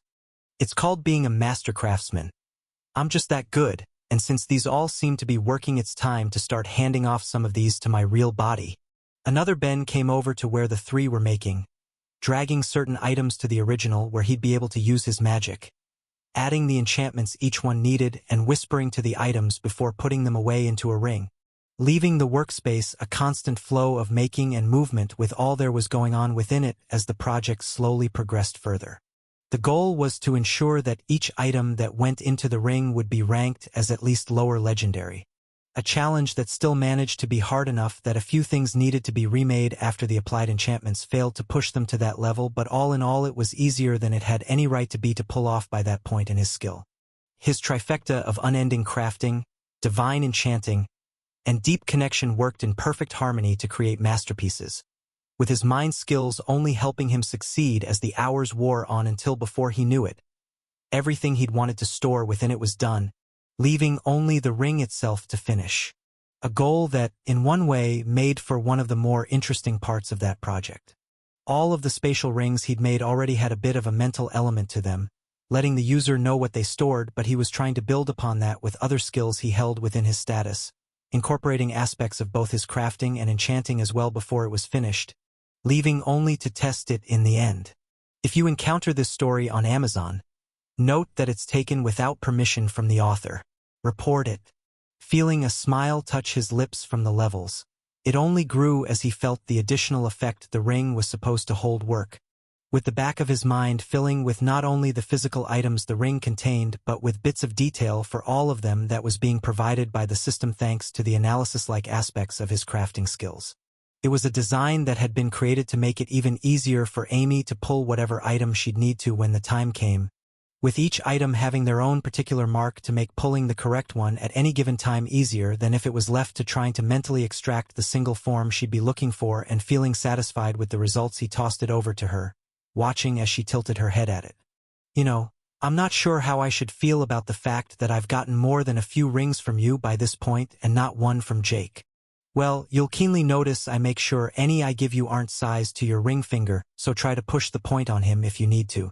More important though, my rings are both cooler and more useful than anything he might find you, and given how much effort I put into it, do me the favor of trying it out. At his prompting, she slipped it on, instantly noticing the change from the rings he'd made yesterday with the added feature to it, but only scrunched her eyes as she noticed one particular option in the lot, pulling it from the ring to have it seamlessly sit in her grip as she looked over one of the guns he'd put in with the rest. Is this a way to get a repeat customer then? Give a gun, so I keep coming back to the one guy who can make ammo. Ha, while I may be shrewd in some business dealings, I'm far less so when it comes to friends. Take some shots and see how it feels. He materialized a thick, steel target as he said it, applying some quick enchantments to dampen the sound for what was to come before giving her the go-ahead and watching as she took her shot, hitting the center target with ease. A result she couldn't deny felt good. She may not have ever held a gun on Earth, but she'd gained experience in fighting with all of the other weapons her new world held. It wasn't hard to figure out. More than that, though, it gave a bit of a feeling of power that using a bow just couldn't manage. There was no escaping her upbringing. A gun just felt inherently more dangerous, even if magic and augmentations and other skills helped to level the playing field. Obvious. But as she was left mulling over her thoughts, Ben prompted her to go for another shot, and another from there, and so on and so forth, with her not understanding the point at first until she kept going, never once needing to stop and reload. He was already grinning by the time she stopped again, knowing that he'd surprised her, but she still gave him what he wanted. Okay, I'll bite. How am I not running out of ammo? Materializers built into the gun itself and stored in some void stone, he explained happily. A bullet gets spent and a new bullet takes its place. It's actually an effect you'll find on any of the other ranged weapons I've got in there, with bows that make their own arrows and slings that make their own shots too, plus some javelins and discs and other similar things that will be replaced when thrown, though those were both harder to make work. It basically materializes brand new ones each time you throw one, but if you do too many at once, then the mana cost may need a minute to keep up. All she could do was blink as he explained, looking at the new ring on her finger and then back to him. I feel like I can't actually begin to guess how rich you must be by now. Here's a hint, all of the weapons in the ring are at least low legendary and the ring itself is high. I could probably buy a small country if I wanted to, but what would I even do with something like that? Much better to hoard my wealth until something fun enough comes along. What could possibly come along that you can't just make for yourself? Assuming I don't die a tragic demise, I'm planning on bothering Zandale to get him to teach me each and every skill that he has. That seems interesting, and some ingredients are harder to come by than others, which raises the price. Plus, I've got a few employees, and if some of the research I'm having them doing ever needs a cash investment, then I'm happy to pay it. And all of that sounds like a fraction of what it would take to buy a country. Okay. And maybe I just like having it. I'm at a point where I couldn't spend all of it if I tried. There's not much to do but either keep it or start giving away my services for free, and the latter sure as hell isn't happening. Still, he hadn't considered it before, but there was a very real chance he was the richest of the summoned on the planet by that point, and regardless of how it may have sounded, considering how the positions had been reversed when they'd all arrived, he couldn't help but enjoy that fact a bit. To his two students' misfortune, Ben's impatience only grew the next day as their circlets were modified, not only splitting their thoughts like they'd been originally designed to, but now speeding up their thoughts as well, letting them cast all forms of magic they were training in even faster to squeeze even more out of the day. Of course, his favoritism was still clear in how he did it, Thera's time only doubling while Jake's quadrupled, with the other man acting like his day had grown far longer than a mere 4 times, giving the impression that he'd instead been given a death sentence. A reaction Ben happily ignored, keeping his eye on the prize instead, and on that day getting his first result, even if it wasn't the one he really needed. I got my level, Thera cheered, ripping the circlet from her head the second she had it in pure zeal. Sorry, Jake. Looks like you're on your own now. The comment got her a look of pure betrayal that she didn't so much as glance at, even as Ben gave his own reaction, gently clearing his throat in a way that brought her back to reality. So then, what did you think of enchanting and bestowing? He asked her. Honestly, fine but not really my thing. Still, it's nice to see that I've gone from destroying any enchantment I touch to being able to make them, and I'll admit that finishing something up could be a little satisfying, but I don't think you'll be seeing me doing it in my spare time. Ha, well, just saying, by virtue of the fact that you've got your awakened magic and you've been taught my personal enchanting system, you can now probably count yourself among the best enchanters on the planet. Something to consider if you ever want to retire from adventuring and/or show off somewhere. Ben, look at me. There's already plenty I can show off if I want to. Ugh. What's your secret, Thera? Jake cut in, talking fast because of the effect he was under and looking desperate. How do I get this stupid level? I just want to be free. Sorry, but I'm not sure what to tell you. I think I was probably just pretty close. She shrugged. Every affinitied spell I used is enhanced with my non-affinitied magic, so it's always getting practice. But with that done dash. Hold that thought, Ben told her before she could go and run off. You remember what I said when you first joined for this? No. I mentioned that I might be able to force you up a level, and while that's still technically true, it's the sort of thing that's going to be a lot more likely to succeed the more experience you have before attempting it. You don't mean? This tale has been pilfered from Royal Road. If found on Amazon, kindly file a report. It's your choice, he shrugged. You've got one level, and as long as we beat the tower, then you'll get another. But if you want one more as well, then you know what I'd suggest. Still, if you're not interested, then it's all good. I know you have your work and all.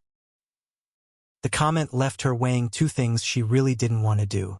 As much as she loved him, training under Ben was dreadful, at least when it was under the goal of getting her to level up as fast as possible, but despite that, it really did manage to be a decent break from the endless healing she needed to help with, and from there it moved to comparing skills. She was doing her best to try to awaken her life magic to the 3rd tier, and every bit of practice she got on that front would be experience towards that goal, but even if she was doing her best for it, she couldn't deny she still thought it was basically an impossible hope for such a short term. Leveling her non-affinitied magic once more though, especially when Ben felt he had a way to help her get an extra level. That felt distinctly possible. The decision made, with a look of defeat on her face, she put the circlet back on, feeling its effects alter her mental structure, and prepared to get back to work, even while Ben did his best to reassure her. It's only until Jake gets his level. Who knows, he might even be done by today. That feels optimistic, he chimed in. It shouldn't be. You've got 10 tower blessings by this point and a soul mage lowering your leveling thresholds, and just as importantly, you're training under me. You're officially one of the better enchanters on the planet for learning from me as well, I'll have you know. Make me proud. That sounds hard. Gonna pass. It literally could be easier. Dallaire and Mora are both making me proud because they're both doing their best. The two had been exceptionally well behaved under the guidance of his clones, learning the finer details of crafting from him to the best of their abilities. Even then, while he listened to Jake complain, the two were working together at the forge, with Mora taking a turn at trying to make a pot while Dallaire practiced some of the basic enchanting spells on it once he was done. With simple projects like that having made up what they'd been doing ever since Ben had taken up trying to level the other two. Still, even if this might take another few days, I'll make this work. After all, even if it takes a little while longer, Jake should be able to get this before long, and if he's not confident at it, well, that just means I need to increase how much his mind is splitting and the speed he's thinking at. And if that's still not enough, I can go a few days without sleep and his stamina should be... Hey Jake, how high is your stamina? I'm afraid to answer that. Just tell me. Around 5,000, why? Yeah, that tracks. He came with a high level of it and not only got a god potion and my growth potions, but he's also been under Yuzu spells pretty much since he'd arrived. Hell, when I think about it that way, he really should be significantly higher in it, but it was enough that it really meant he could work Jake a bit harder without any real issue, at least as long as he gave him the occasional break, and that fact was there to only ruin Jake's day as Ben spoke up the instant his thoughts were in order. Alright, seeing as how you aren't enjoying this, that just means we need to get you your level as fast as possible, and there's an easy way to speed that up. We're just gonna both give up sleeping until you get it, so until then you're with me. Let's both do our best here." He ignored as Jake's face fell, instead focusing his thoughts on teaching and figuring out any other way he might make the task even faster. Despite the notification, no smile was brought to Ben's face. He'd been keeping track well enough to know that he'd be finishing things that day, getting it was expected. No, the issue was that, despite it having been 3 days since he or Jake had last slept, there was still no notification in the other's head, with Jake still needing his level. He saw Yuzu perk up at the notification though, with it being the first time she'd completed a job since she'd arrived on the planet, the signal for it having been both as unexpected as it was exciting, and he took off his job crystal to toss it to her. "Well, does it look like you got any advanced variants?" he asked as she went over her options, with her shaking her head after a moment. "Doesn't look like it, so I guess I only have first-tier options, but what should I take then? I can offer some suggestions if you don't mind me taking a peek." "A peek?" He tapped the side of his head and she got the point as he connected to her, looking in her mind to find all of the options she had, with her options being slimmer than he expected. Not that that was the biggest surprise. She'd been focusing on her magic since she'd arrived. There had been no need to grow her list of skills when her main one was so valuable to the planet. Still, there was one it made more sense to take than anything else as he brought up to him what seemed the obvious choice. Why not just take Apprentice Mage and see what other options that lands you? You should be able to finish it with a single soul spell, and from there you'll probably be able to get to the Master Path basically just as fast. If you'll get a Master Path? Not actually sure. The fact that she'd come to the planet with the skill instead of growing it herself could have easily affected some of her options, and some of the other things he understood about jobs could just as easily affect what sort of second-tier jobs she might get as well. As far as he understood it, if he ever took High Destruction Mage, he wouldn't be getting Master Destruction Mage because the magic had merged into Material User when it had awakened. Likewise, if Thera ever took any of her Tier 1 non-affinitied magic jobs, she wouldn't be getting Master Branches for them because they joined together into a unified whole that had received its own job options. With how unique Yuzu's situation was, there was really only one way to find out, and it seemed she at least was happy to give it a go, giving voice to the job and taking it before casting a single spell to finish it, immediately checking her new options. With her numbers ballooned after that single one, gaining her not only the expected True Mage and giving her access to both Life and Death Mage as well, but also specialized options he'd only seen on the Demidemons until then, with access to both mage jobs again, only marked as being specialized for souls. He could feel the excitement in her mind at it all from there, having just learned the joy of finishing a job and letting her keep at it as she worked through her new ones while he focused back on Jake. Like the man was a problem he needed to solve. He had to be close to getting his level, with all Ben had put him through. To think otherwise was practically impossible, which only left getting him there. "All right. Bad news, Jake, but I'm officially impatient enough that we're going to do our best to force your level in the next hour, while the gods finish setting up my next job groups. My guy, I don't think I'll be able to survive any more than this." His mind split into 16. The pain and strain that should have come from that only being suppressed by a combination of light, life, and dark enchantments, with most of them being forced to move at 10 times the speed of the real world. The burden placed on him to get him to finish had slowly been growing as the days passed, exhausting the other in the name of progress that just wasn't coming and leaving him to wonder just how worse it could get, even as Ben shook his head. "Relax, you've got plenty of experience at this point. All that's left is trying to pay it off, so for now, we're gonna try and repeat the last time I got you a level." He merged parts of his mind into the other as he said it, filling those sections with the knowledge Jake would need to begin materializing as the man spent his mana, creating a seed. It was what Ben had made him create the last time, but unlike then, it didn't earn him a new level, not that that should have been a surprise. It may have been enough once, but he needed a new push, a greater challenge if they were going to attempt to cross that threshold again in the same manner, and with that goal in mind, Ben changed to providing all of the necessary information about far more challenging substances. Forcing the creation of both the plant and animal cells Ben knew structurally and feeling it work only after going beyond them, creating a configuration that utilized both structures at the same time. It made something wholly unappetizing by the end, but it got its result, leaving Jake to sink to the ground and look up at him in clear betrayal once his level finally came. You mean we could have just done that this entire time? No, materializing may be good for experience, but you can't just depend on it to get you your levels all of the time. If I tried it right at the beginning and it didn't work, then I would have been stuck doing nothing but teaching you and forcing you to materialize constantly from there. Better to pull that card after you'd gotten a more solid foundation. Ugh! It had been nothing but days of suffering, but what mattered was it was done. Freeing Jake at last and letting Ben focus on what would come next, with one task more immediate than the others. An O-Beta. But first, materializing with his own power, he created a new job crystal and handed it to Yuzu, taking his own back.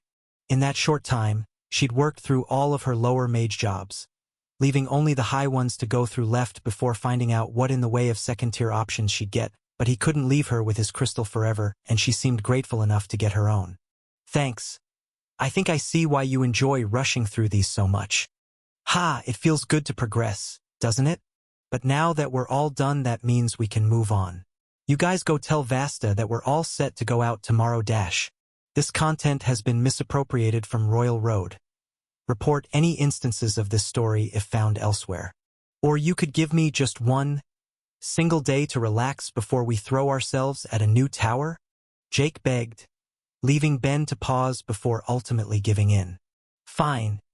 Tell Vasta that we'll go the day after tomorrow, but for now I need to. Okay, new plan. Before I head off, I need someone to watch Delaire and Mora while I'm helping people with their jobs. Any takers? I will, Thera told him, more than happy to get the break as well now that Jake was done, freeing her from her own training while he nodded. Perfect. In that case, see the rest of you in a couple, but for now, gotta deal with this. Losing Yuzu meant slowing down his soul creation again, but getting that level earlier evened it out enough that he could handle the small loss, especially since without her around, he'd no longer have the motivation that came from being able to put in all of the extra work knowing his soul would be safe. Hell, if I want my soul in top condition for the tower, then I should maybe take a break tomorrow too.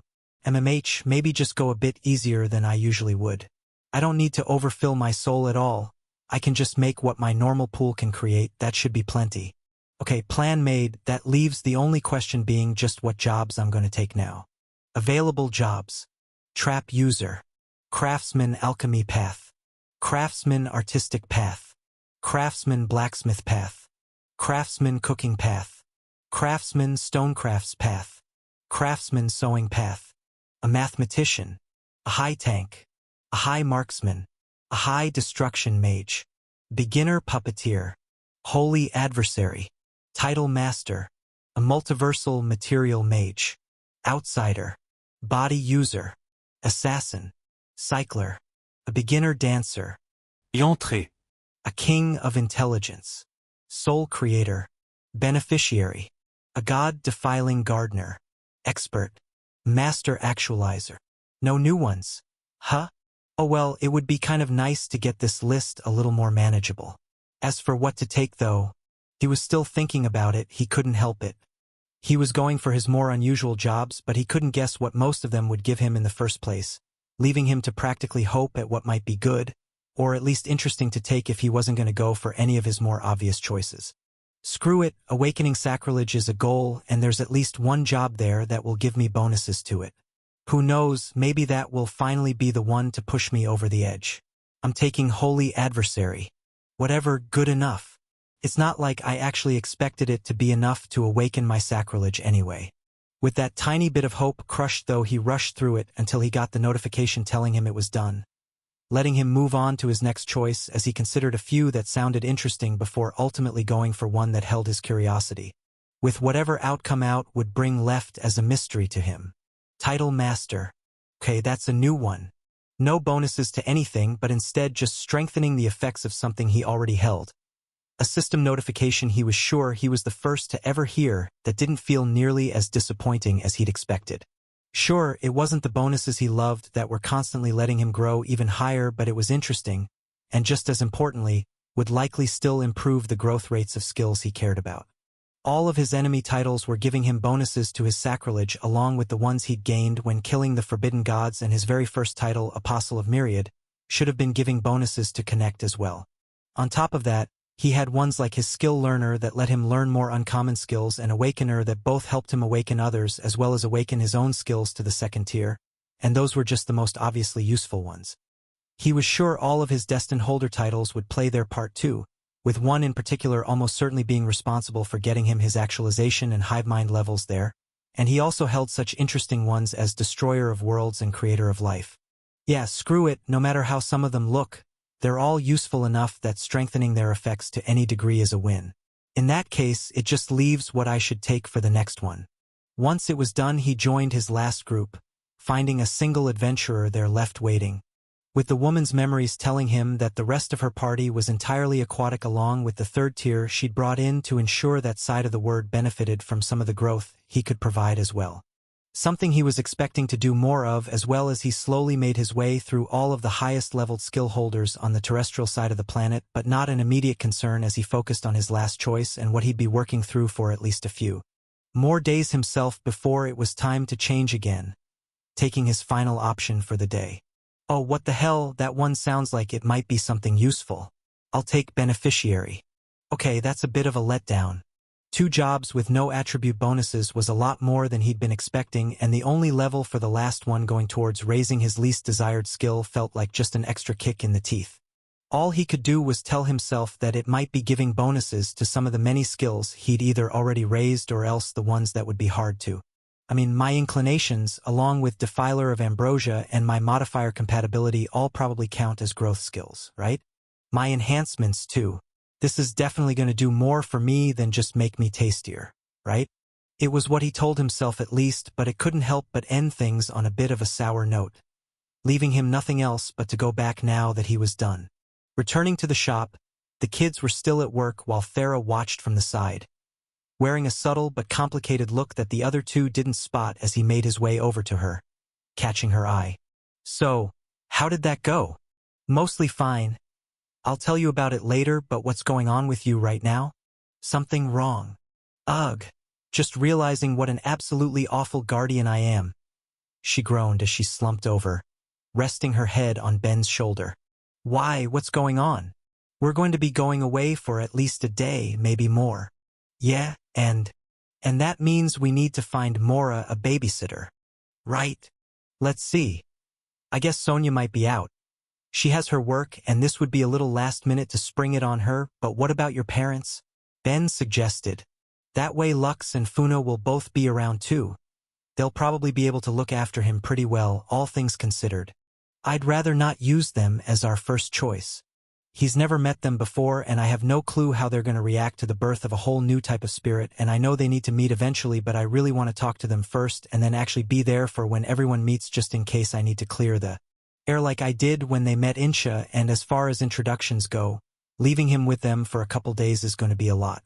Plus, they all have work that keeps them busy too, and since my mom is going to be busy trying to run the country, that only leaves the staff, Rit, and Ogil to actually look after him. Okay. Is there anyone you're thinking of then? Ugh, I don't know. I don't want to leave him with anyone he hasn't met before, but he really hasn't met that many people, has he? I mean, it's not the best choice, but there really isn't a reason Auntie couldn't bring him with her to the hospitals she's been working at like I've been, but she's already so exhausted all of the time, but I don't know. Okay, give me a second. Another option, another option. He looked over at the boy as he muttered it, finding his answer right beside him. Got it, someone he knows that he can be around. It won't exactly be the one looking after him, but that should be fine. She owes me a favor anyway. Okay. Now's a decent time to finish things today anyway, so let's go tell our babysitter she's got the job. Oh, Ben, Thera. What do I owe the pleasure? Fontesh asked as the four of them walked through the gate to her living room. Delaire's been behaving, I hope? She's doing great. Couldn't be prouder of her progress so far, but I'm sure she's caught you up on all of that, and it's not why we're here anyway. Long story short, after tomorrow, me and Thera are going to be away for a few days, so lessons are going to be cancelled until we're back. We just have one little hitch. We need a babysitter. You briefly met Mora? I did. Hello again, she said, smiling at the boy. Delaire's been telling me a lot about you. Mora didn't respond to that, only quietly standing to the side in a way Ben chose to view as shyness, letting him go on. So anyway, you up for the job? Plus maybe again another week or two from now. Of course, I owe you that much at least. Feel free to drop him off whenever's convenient. Fantastic, appreciate it Fontesh. In that case, we'll see you later in Delaire. We'll have your last lesson before the break tomorrow too, but while we're away make sure you're training your plant magic until we're back. You should be close to a level and that little boost will be great for your job progress. And if anything happens to us, you can get Sakhel to go to my family, Thera added. They should be able to help from there. Alright, how likely is something to happen? You know how it is, Ben shrugged. We haven't died in a tower trial yet, but there's a first for everything. Wait, you're taking on a... No, I guess that makes sense. In that case, please try to be safe. Always try. In the days since they'd taken him in, the two had thought they'd been making slow but steady progress with Mora. The boy had been talking a little more with each one that passed and seemed at least to be trying to interact a bit, even if it was still limited. But on the walk home that day he was completely silent in a way that left both Ben and Thera to quietly look at each other until one broke down and broached the topic. Mora, is everything okay? Thera asked him. You seem a little withdrawn. If there's a problem, we can talk about it. It seemed at first as though the boy was going to keep quiet from there, regressing to his first day with them before ultimately speaking up. Are you getting rid of me too? What? Sweetheart, no. Is that what you thought was happening? Wasn't it? Me and Ben are just going to be away for a couple of days, that's all. We don't want to leave you on your own, and since you already know Delaire, we just wanted to leave you with her and her mother while we're gone. So we know you'll have someone to spend time with, but that's all that's happening. We'll definitely be back. Then what were you saying about getting other people to help if something happens? That's... She trailed off, looking to Ben for help, and he took over, trying to figure out the best way to describe a situation where they'd be putting themselves in danger to a child and ultimately going with honesty. Stolen from its rightful author, this tale is not meant to be on Amazon. Report any sightings. What we're going to be doing isn't the safest, Mora. Anything can happen, so there's always going to be some risk involved, but the two of us fully intend to make it home, and when we do, we'll come pick you up from Fontesh and all of us will go home together. We've done this sort of thing a few times before, so try not to worry though and focus on having fun while you're there. The entire Dryad village is nice. I had to work my ass off for them to accept me. No, it will be fine, Mora's a kid. They won't be so standoffish with him and Fontesh, and Delaire will help keep things smooth. It'll be fine. Ahem. You'll be able to have some fun with them and spend some time seeing a new place. It will be great, so try not to worry. Okay? He held out a hand as he asked it, and after looking at it for a moment the young spirit took it. Okay. Great, now let's head home. Gotta rest well for what's ahead. Ben, I'm so bad at being a guardian, Thera complained into his chest as they lied down. Of course he'd think that's what was happening. Gods above, I'm so bad at this. Hey, don't be so hard on yourself. I didn't think about it either, and I'm the one with thousands of minds to consider these things. Yeah, but you didn't really get a choice about taking him in. I decided this. I can't be making these stupid mistakes. We're both going to make mistakes, that's just life. What matters is proving what we said. I don't think we can stop him from feeling insecure about us leaving. We just have to show him we were telling him the truth by coming back. Okay, yeah, you're right, but... Ugh. There, we'll make this work and we'll figure it all out. He gently rubbed her back, trying to help her relax while he did his best to manage his own bit of stress about how that talk had gone until her breathing slowed, telling him she was asleep and leaving him alone to deal with his other tasks for the night. While a few of his minds were still on Mora and however they might continue to try and help the boy warm up to them, it couldn't be his only focus. Growing his strength in whatever ways he could was always of value, and with that bit of time he intended to attempt it by claiming a new awakening. Myriad, you around? I will in a bit, just going to attempt to send a snack your way first. You'll know when you get it, so just try and be on the lookout for when it arrives. With warning given, Ben's focus turned to the souls he was creating and his newest active skill, the condemnation he'd been using ever since he'd acquired it, and tried his best to expand its function. Ogilt had said it was a skill to push souls down, but why was that the only direction he could push them? With the bit of sense that had come with it, Ben could feel all of the space around him, and he already knew the direction of a different layer of reality. He just needed to combine the power with the path to see if such a thing could be achieved, and he began spending his mana to make it happen. With no word from Myriad and no notifications in his head to go along with it, he had no choice but to assume his first attempt ended in failure, but that wasn't one to stop him. With a mana pool now above 7,000, creating and condemning souls was easy even without his coat to aid him, even as he poured more and more power into trying to get it to work, only stopping when he got a reaction. So it worked. Huh? But it wasn't enough to awaken this stupid skill? Lame, that was my only real idea for it. Debatable, you take them in and they become a part of you. That sounds a lot like eating to me. Excuse you, have you seen how many of my incredible and valuable items I've slapped your name on? I'm 100% of your good press by this point, no matter how much more devout Sakhel and Valeria are. There's no way they can compare to my pure marketing power. Okay, fine. But did you or did you not absorb it or whatever? Why not? To see what would happen if you take in a soul made by your corest of core believers. And how that might affect an artificial being like you. You got it. Having succeeded once, doing it again still felt easier even without an awakening to go along with it, as Ben paid more attention to the subtle difference in how the space around him felt when sending them up instead of down, with Myriad's reaction being a reward. His god admitted begrudgingly. Okay, exceptions such as, a bit optimistic to think you'll get there, buddy. Or maybe it's a bit pessimistic to think you'll get there and then lose them all again. Alright then, I'll start condemning them your way. The mana cost is only a little higher, so it's not the end of the world, but is there anything else you can do with them? Not that maintaining your sense of self isn't grand and all, but I'm gonna be honest, I was kind of hoping for a little more. What, why? Just tell me now. I swear to God, when I reach the 3rd tier, I'm pulling every one of those secrets from you, whether you like it or not. What's there to prepare? Unlike the last couple times, I don't have the slightest clue about whatever we're gonna have to deal with, and more importantly, for the first time taking on one of these stupid things, I'm actually in my element. My magics are all non-affinitied. Same with all of my skills. I mean, sure, none of the affinitied enchantments I can make are going to work when we get to the higher floors, but I'll be able to enchant with anything within my status and probably the non-affinitied enchantments on my rings as well, plus I'll be able to materialize. If there's anything I need in there, I'll just make it on the fly. What? Don't tell me it's necessary. I will happily take any and all spoilers. Oh, don't worry.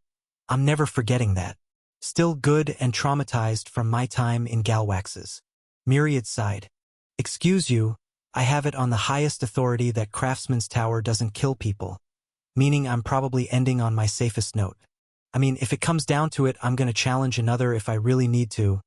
I'll talk to you guys about it when the time comes. Oh look, the tower's in view now. Hold whatever thought that is for later, Myriad, and wish me luck. Promise. It seemed they were the first ones there, leaving them time to stare at the entrance, with Ben pushing his mind to try and interpret what he was seeing. All of the magic towers had their doors marked to give a clue as to what trial they would contain, and that one was no different, being covered in dozens of squares, numerous lines, 5 distinct points, and a central circle as he tried to interpret what they meant with that limited bit of knowledge, and continuing that thought while they talked, with a question on Thera's lips. So, how are you feeling about this? As ready as I can be. What? Ben. Okay, you got me. I'm maybe a little excited, he admitted despite himself. Even with the danger they were going to face and the lingering bits of trauma he hadn't escaped from past trials. This is the first tower we're doing that I actually suit is all, you know? I guess it will just be a little interesting to see how things go when we actually step in there. How about you then? Feeling okay? Worried, she admitted. It's possible one or both of us will die in there. A risk we've had for every tower we've taken on. Yeah. But now there's a child we'll be dumping even more trauma on if either of us does. You've really taken to the whole mother role. Cousin, a completely different branch of family. Superior too, given that even if I'm not stronger, I'm morally better than his actual mother. Reading on Amazon or a pirate site. This novel is from Royal Road. Support the author by reading it there. Ha, your guardian role then. And if you want to pass on this, then I won't stop you. No, I want the extra strength no matter what. I'd still be a pretty terrible guardian if I died during the third wave. I just didn't expect this extra bit of stress when I first agreed to do this with you. True. It's been a hell of a couple weeks. For now though, Guys! Jake yelled out as he, Amy, and Vasta spotted them from the distance, giving them a wave while they waved back. Ahem, for now, let's do our best to focus on this, and then worry about anything else after we've safely escaped. And to start that off, let's have a little rundown with everyone first. They waited for the others to join them from there, Vasta being the first to speak once they were at their sides. You all feeling ready? As we can be. You? Of course, she laughed. I've long been waiting for this day. It will be good to finally see it through. Cool. And Jake, are you all rested and recuperated? I'm still dreaming about chemistry because of you. But you're sleeping through the night? Well, yeah. Then you're fine, that doesn't even count as trauma at that point. Now though, a few things before we start. He pulled a few bracelets from one of his rings as he said it, handing 2 to each person to take as they looked them over. I'm sure you guys have heard about these by now, but these are mana and buff bracelets, with the first capable of rapidly filling your soul with it if you're running low at the cost of just a bit of pain, and the second being a bit more pleasant, giving you a boost to all of your stats equal to about 5% of my own, at least for the first effect on it. As you can see though, there's 3 crystals on that one, so you can activate all 3 at once, even if the effect of each additional crystal halves. Still not sure why they do that. Souls are weird and complicated, and I'm pretty sure I could spend decades studying the topic and not learn everything, especially when it seems like not all functions of them are going to be relevant to a given universe, considering all of the summoned had affinities and resistances despite that being completely irrelevant to life on Earth, but I digress. Put them on and give them a spin. Thank you, but we've already received those bits of your work before, Vasta told him, rolling up her sleeve to show what she was wearing. We were considered among the priorities for distribution. Okay, makes sense, but still trade them out. Both effects they give are based off of my own attributes, and the ones I made this morning will be better than ones I made days or weeks ago, and if we're taking on a tower, I want you guys using the best. Accepting the argument, the rest took what he offered as they put on for the full effect, even if Thera eyed his own arms. All of those rings and bracelets, but I don't see any of the ones you're handing out. Hey, you know my rules? I try not to use souls like that outside of the shop. For taking mana from... Sure. But the buffs? MMH. That was walking a fine line. The difference wouldn't be so great for him that it would be the end of the world, and it was having a soul acting on him instead of him acting on one.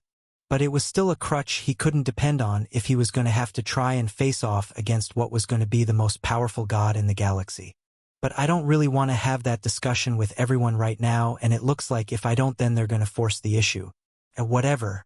Fine, he said, pulling the raw materials from his rings to shape and enchant upon before applying the souls and slipping it on his arm. He had no intention of actually using it, but could tell well enough that it would make everyone more comfortable if he had one, giving them that bit of satisfaction before they started again. Now, let's talk the first floor dash. Got us some inside info? Jake asked, perking up for whatever bit of ease they could take and falling as Ben shook his head. God, I wish all we have to go off of is the door and a few assumptions. See those 5 points all around it? I've got to assume that's us. It matches the maximum number of challengers at least, which means we're probably being split up when we go in there. From there, I'd assume the circle at the center is going to be where we're supposed to go to meet up, which only leaves the lines and squares. Now, I'd assume the lines are going to be some sort of attack and they're being used to denote movement, but I could also be way off mark and I can't begin to guess for the squares. I'm willing to take any ideas on those I can get. Not one offered a suggestion, leaving him to sigh. Yeah, that's fair. Either way, just do your best to be prepared for some sort of attack, especially if we're split up. If we're not, then I'm wrong and we can try to reevaluate together as we progress through it. Sounds good. Vasta nodded. In that case, is everyone ready? A round of agreement went up among them, and the older non-affinitied mage pushed open the doors. In that case, let's all do our best to get through this. The instant he stepped through the door, Ben found himself alone, just as he'd predicted, which did give a certain air of comfort to things. He may have been by himself in a place designed to kill him, but he'd seen it coming, at least to that point. With the warning given before they entered, nobody would be too disoriented by that turn of events, leaving him alone to be taken completely by surprise over what came next. A strike hard enough to knock him down and a burst of blood that followed. In the first fraction of a second he'd been in the trial, something tore through his jacket and all of the enchantments placed on it to give it a tremendous level of defense and kept going from there, stopping as his back rib as a baseball-sized object destroyed his heart. Time froze for him as it happened, his thoughts moving in a blur as he was knocked down and having an answer as to what had by all accounts killed him before he even hit the ground, cursing the gods, even as he struggled to find a solution. Magic nullification of all things on the first floor in the first second? You absolute bastards. God. I want you all dead so much. It was the only explanation, even if it was already a bad sign for how that floor would go.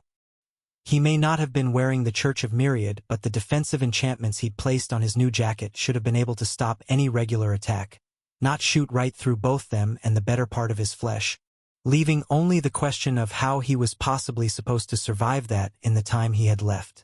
He didn't know how long a person could live without a beating heart, but by all accounts, time had to be short for him. There was nothing to pump his blood, nothing to circulate the vital oxygen his every cell needed to live, with options feeling slim. He could stretch seconds into minutes easily enough. All it left was finding a way to deal with it using the time he had. Yeah, I'm just going to casually deal with the loss of one of my vital list of vital organs. I'm sure this will be fine. Myriad, if you're listening up there, make sure you avenge me for this awful bullshit. It was only one mind complaining though, the rest in his head had other, more important tasks. The pain was tremendous, but experiencing and suffering through it was regulated to only 10 of the ones in his head, letting the rest focus on how he'd overcome the present situation as all of the things he knew were pulled from his memories to try and arrange in some useful order. Hoping for help was instantly out. While other magics wouldn't be blocked off on the first 3 floors, meaning either life or light magic could have potentially saved him, Thera was likely way too far away to get to him in time to help, even with Bind showing her the way, and Jake would need to teleport practically randomly to find him, meaning the 2 healers were out as options. Then what about healing myself? He still had his necklace, his failsafe for both death and hell, but he'd already activated it and all it would do was slow down the rate he'd die. It wasn't something that could be used to regrow an entire missing limb, let alone a major organ. Which means I'm adding research how to improve the effectiveness of life and light enchantments to my very long, ever-growing list of tasks, but until then, I need another option. If healing himself wasn't an option, then what about remaking himself? He could materialize meat and plant cells. Could he make himself something to act as a functional heart in place of the one he'd lost, at least until he could get some real help? Closer, but still impossible. My body would reject it instantly, or would it? I already have 1 integrated body skill, and I've already seen from the chimeras that getting 1 based around homunculi is possible, which means if I do that then it might actually properly integrate into my body. Could that be something? No, damn it, that won't work either. I know the structure of a single animal cell and only a couple plant ones. Even if my body could take them in, I don't think it would be possible to arrange them in a way that would replicate the workings of a proper heart. I wouldn't be able to make it process the proper stimuli. At best, it would only delay my inevitable death for a moment. God damn it! Who fires a shot the second a person enters the trial, you goddamn stupid bitch? Another mind regulated to being angry at the gods, with a few more joining it, even if others focused in on that one's original line of thought. Making a proper, living heart was currently impossible for him, but who said it needed to be a living heart? Stolen content warning. This content belongs on Royal Road. Report any occurrences. I know people would occasionally get artificial hearts back on Earth if they were in enough danger and waiting for a real transplant. Who's to say I can't manage the same thing? Something that will just pump the blood for me until I can get this fixed? After all, he actually knew the structure of his body to an almost unnatural degree.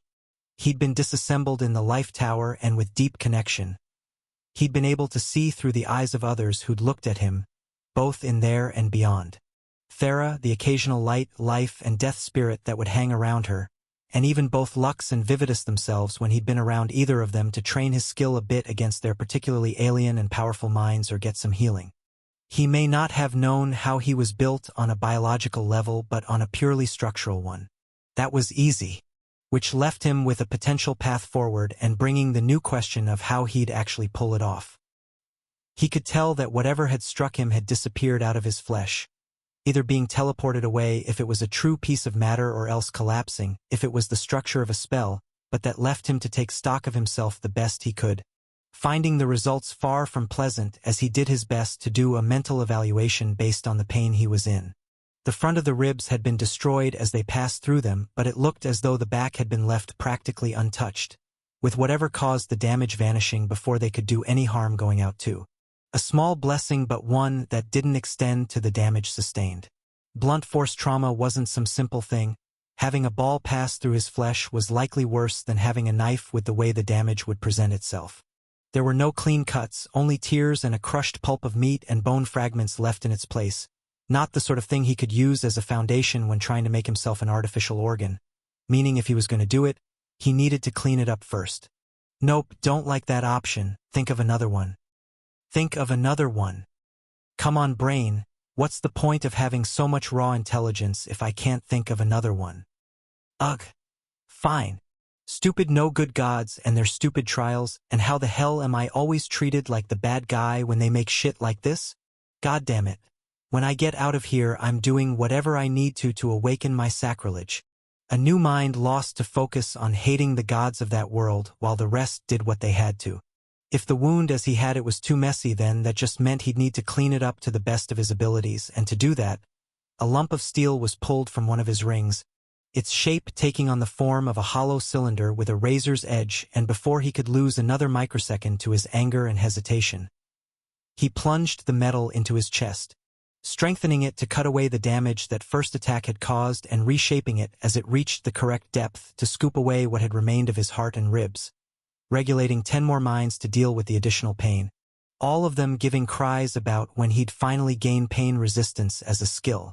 Cries the still rational part of him ignored, focusing on the task at hand as mithril and more materials were pulled from his rings and shaped under his magics, made to imitate the parts he was aiming to replace and enhancing them in every way he could with the rapid enchantments he'd constructed and all of the magic materials he had to power it, forcing the end product into its place as it clamped down, slowing what bleeding there'd be to a trickle while holding still the rest of his muscle and sinew, not freeing him from the damage he'd taken but at the very least ensuring he'd live, even if the quick job had left his left arm a loss.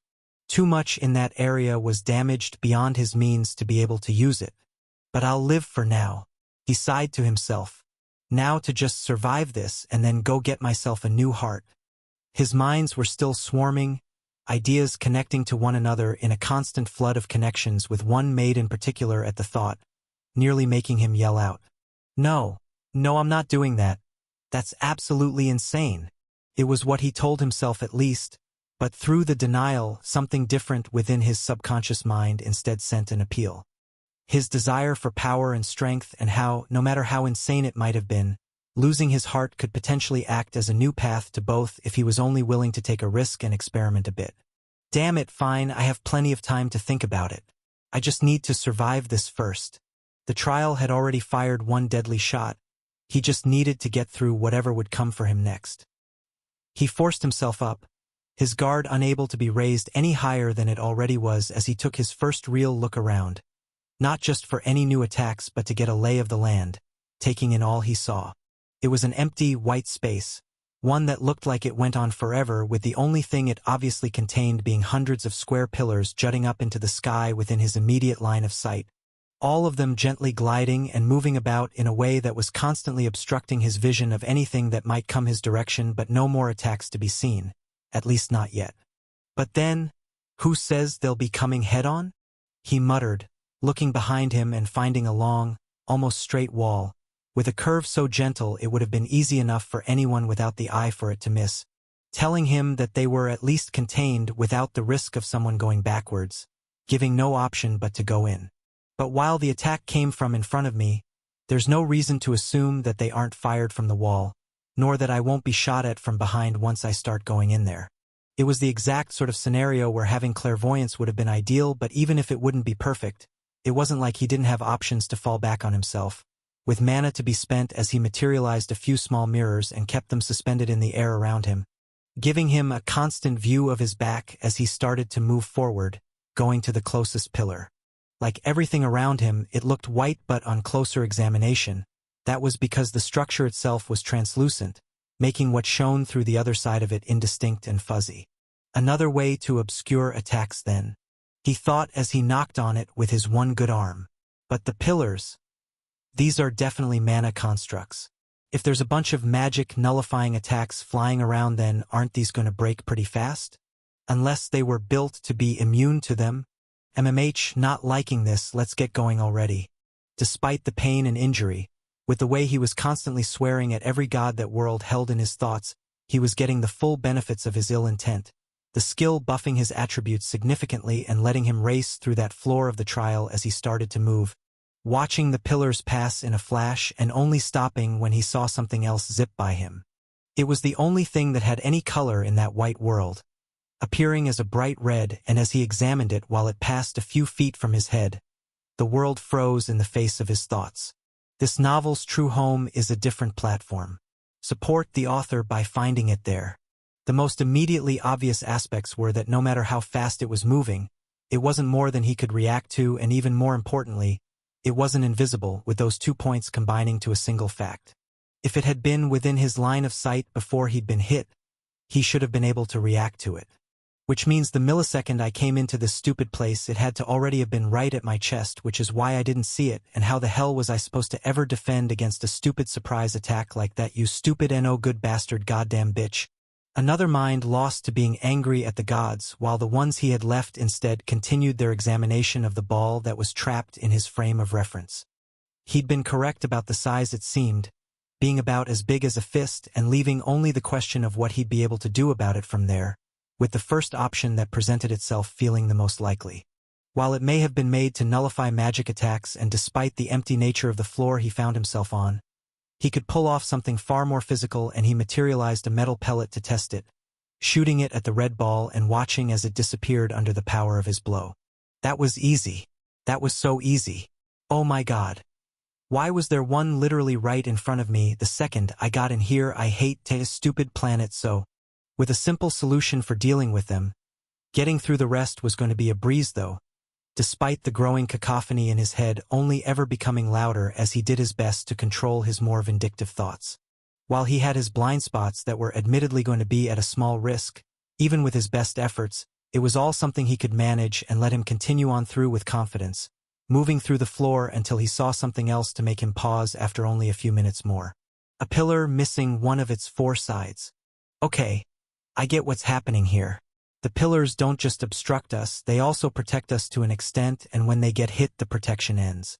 And given how few shots I've seen so far, I have to assume they'll build up with time, which means the longer we're in here the easier it will be to find the exit, but the harder it will be to manage all of the shots around us. Okay, whatever, this is manageable. A very large part of him continued to grumble that it would have been even more manageable if the trial had played fair, but he did his best to ignore that constant nagging thought as he went on, already knowing he could handle what was left. It was after over an hour of running that he judged there were half as many pillars as they started with, or at least that was around what it worked out to with all of the partial ones that remained. He was seeing plenty that were just 1 or 2 walls still standing, likely adding some protection but not a significant amount, while the amount of attacks only grew, with at least 9 of them in his sight at almost all times by that point, all of them being destroyed by the shots he'd fire. He didn't know how long they'd go on for, but leaving them potentially meant allowing them to continue on and hit one of his friends, making destroying them the easy choice as he continued to go through, not slowing his pace even when he found the door out with Vasta already waiting there. So I'm second then? Darn. Third actually. Vasta laughed. Jake's teleportation isn't restricted on this floor, remember? As much as it annoys me to admit it, he got here first and only ran off to try and find the rest of you after I arrived, though it seems he's not been having the best luck at it. Okay, good to know. And then does this look like a safe area? A few meters around the door there was a small ring of light to mark it, and nothing seemed to be going their way, with it being confirmed when Vasta nodded. Seems to be. Nothing's gotten through since I've been here, and it's been around 20 minutes now. Damn. How did you get here so fast anyway? Ha, the trial itself gave a hint. I'm assuming you noticed these are all barriers. I have. Well, if the trial's own magic nullification could get rid of them, there was no reason I couldn't as well. I essentially had a straight line here, I just had to walk to it. Something Thera should have been able to manage as well. She really should be here by now. Oh God. Don't say things like that, you're going to stress me right out. Just an observation considering I spent a span training her. I'm sure she's fine. On that note though, were you hurt? She could see the giant hole in his jacket, but with the metal filling the gaping wound in his chest, she took it to be armor. The concern in the question was directed entirely towards his limp arm, looking at it with worry as Ben tried to downplay it a bit, at least until everyone else was there so he wouldn't need to repeatedly have the same conversation again and again. A bit. I was hit the second we came in, but I'm pretty sure I'll live. What? Poor luck. I didn't see any attack for the first 3 minutes. It felt more like a shifting maze than anything. Awful, evil, no good gods on this stupid. Is that so? He said diplomatically, trying to contain his immense jealousy. Lucky you. On a completely different note, do you have any idea how much a person might have to go through before they gain pain resistance as a skill? Hurts that bad? Does it? A little. Ha, well you seem to be taking it well. Anyway, when it comes to passives it really depends on your compatibility with that branch of skill, doesn't it? Obviously, you can improve your likelihood with the jobs you take, but one person could get it after stubbing their toe while another will never see it even after days of torture. Yeah, that sounds about right. How many days of pain and torture have I been through by this point? If overfilling my soul would count towards getting pain resistance, then it's going to be a lot. He almost started counting every pain he'd been through since arriving on that world, both major and minor. But the thought was broken off by Jake's arrival, bringing Amy with him. Arbedes. It was obvious she was hurt. It was clear from the look on her face and blood pouring down her arm while Jake for his part looked in a panic, barely acknowledging the other two as he looked around. Thera isn't here yet? She's not, his teacher told him. But might I remind you that 2 types of healing magic and the spectrum that exists within your skill are just as capable of managing it. This story originates from Royal Road. Ensure the author gets the support they deserve by reading it there. Yeah. But part of her bicep is missing and I'm not as good at regrowing things and I'm also panicking. Vasta could only sigh. Get her under control then to the best of your abilities before you go off looking for our last member. You know which direction I came from and Ben came from that way, so when you're done, look at what area relative to the door you and Amy would have come from and go searching for Thera in whatever big gap is left. Right. Good plan, thanks Vasta. Jake began healing her the best he could, and while he did it, Ben both connected with him to try and forcefully calm his mind while also pulling food from one of his rings, forcing it into Amy's good hand. Here, eat. You're going to need something in your stomach for when Thera gets here. Ugh, thanks, she told him as she made herself take a bite. You know, no matter how many bones I've broken doing these stupid things, it never actually gets easier to deal with. Ha! For neither yourself nor Ben from the sounds of it. Vasta chuckled, content to treat it like a learning opportunity since the girl's life wasn't on the line, and only asked another question once Jake had done all he could before rushing off to find Thera amid the growing swarm of attacks taking place outside. So how did you end up in this sorry state? MMH, I was hit in my blind spot early on, she admitted. But it's not like I have eyes on the back of my head. I'd been doing my best to keep a lookout. Well, I suppose I can't fault you for that.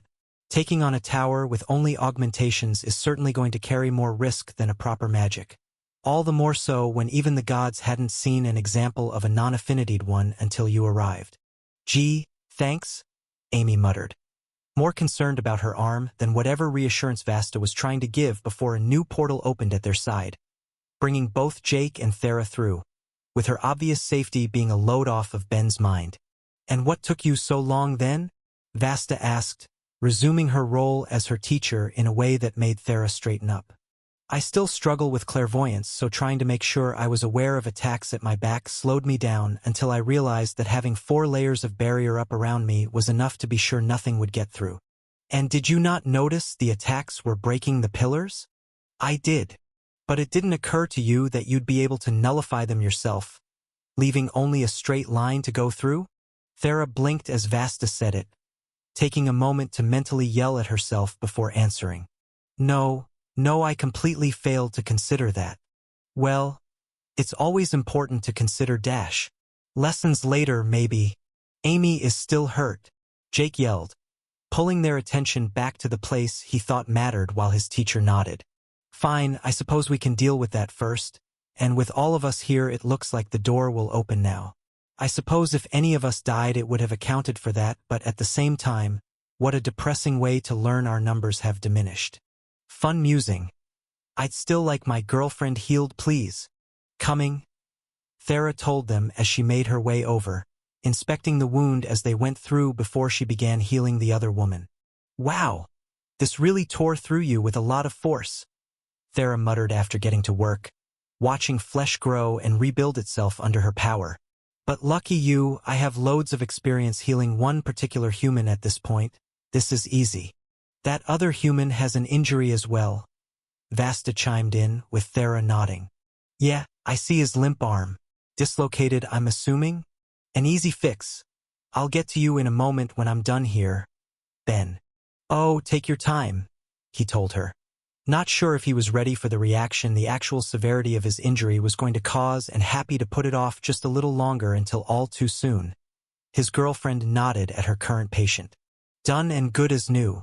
You'll have no issues using it, although Jake, I'd personally recommend getting Ben to fill your head with as many life and light spells as possible while we take a break, and then when we're out of here, consider working some shifts at a hospital to get you more hands-on experience with healing.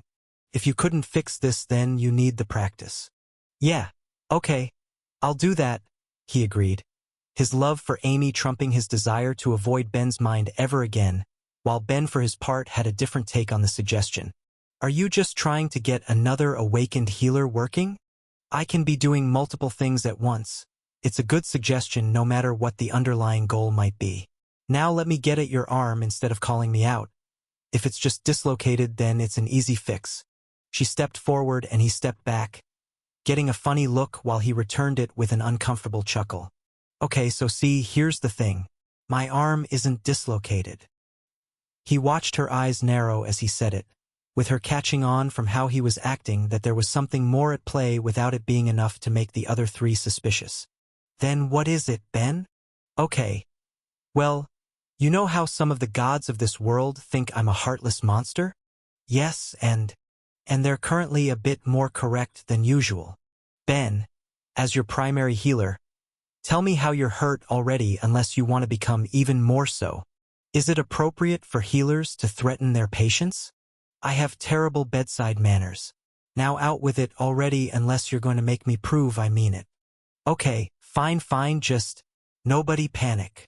2 words that were certain to cause their fair share of stress as the other 4 watched Ben carefully slip off his jacket, with Thera getting a slight sense of the extent of his injuries first from the metal plate that was under his shirt. What the others took for armor, what she herself took to be something he materialized for some extra safety when she'd first noticed it with her earth sense, clearly went deeper than that, and instead of letting Ben take off his shirt himself, she used her magic to reduce it to dust. The bloodstains on it speaking of a real injury and his bare chest telling enough of the rest of the story from there as one in the group gasped, with Thera in particular pulling off a face that screamed her mixture of shock, horror, and just a hint of annoyance as that last aspect poked out. You have a hole in your chest the size of my fist, and your first instinct when explaining it was to make a bad joke? I was trying to lighten the mood a bit, given I kind of figured reactions would be intense. Okay, whatever. Forget about it. How bad is it? When I said I was closer to being a heartless monster, I meant it. The attack straight up destroyed my heart.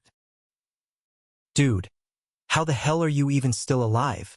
Jake asked, his eyes practically popping out of his skull, as he looked while Amy seemed like she wanted to be sick. Ben, you could have mentioned that before I was treated, you absolute psycho.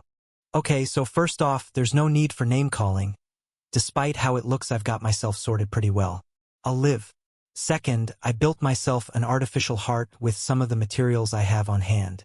It's pumping itself, but I can personally increase the speed if need be, so it was able to keep myself alive during that floor. How did that even happen? Well, you see, the world is currently ruled by the stupid, no-good, awful bastard. Ahem, The gods of the world apparently didn't think it was necessary to fire a warning shot first when designing this thing.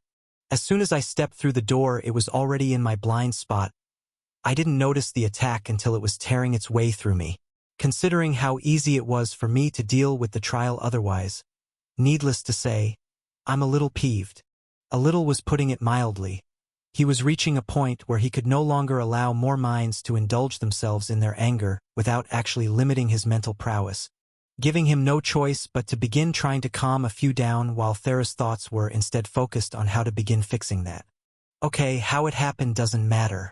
For now, lie down. Jake, you're in charge of casting a time spell when I tell you to. Slow reality down for Ben as much as you're able to and pull from the bracelet you were given if you have to. Take everyone else's too. Ben, I know you'll be able to think faster than whatever effect Jake can pull off, so connect with my mind to speed my thoughts up. No, just give me a circlet. I don't care how much it splits my mind. Just make sure it at least increases the speed I perceive the world by a factor of 10, and while we're doing this, focus on materializing a constant stream of biomass directly into your stomach. I'll be enhancing your digestion as well to start healing you. And on top of that, actually, I do want you in my head after all, because you're also going to be in charge of trying to regulate my emotions a bit so I can stay calm, because this is going to be my first time trying to regrow anything like a heart, and needless to say, I'm kind of stressed out right now just thinking about trying it. A case of content theft.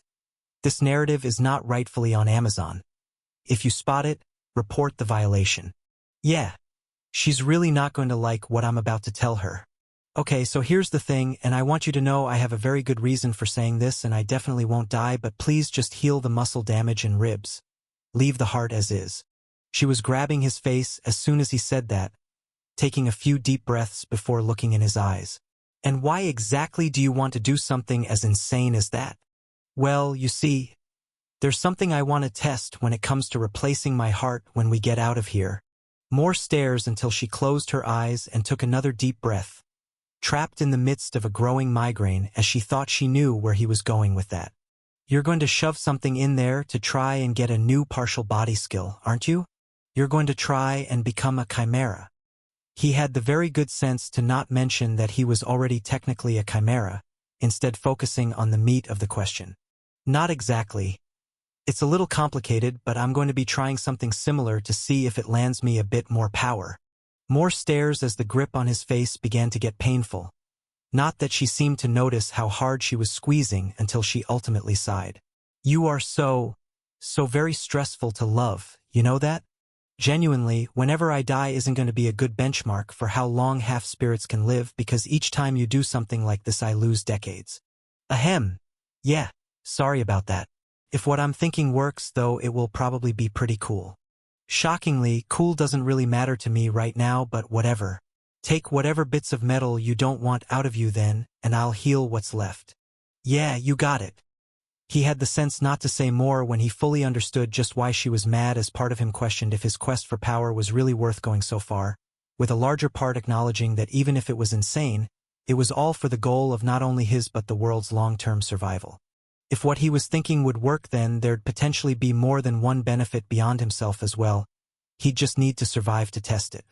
These cuts are a lot cleaner than Amy's, Thera muttered once there was nothing left in him but his metallic heart, instantly spotting the difference as she began rebuilding his bone and muscle. Ah! It was pretty easy to tell I was going to need to clean the rest up if I wanted that to work, so I cut everything else away. Yeah, you're no longer allowed to disagree when people tell you you're insane. Hey! There's nothing insane about performing life-saving surgery on yourself, no matter how impromptu.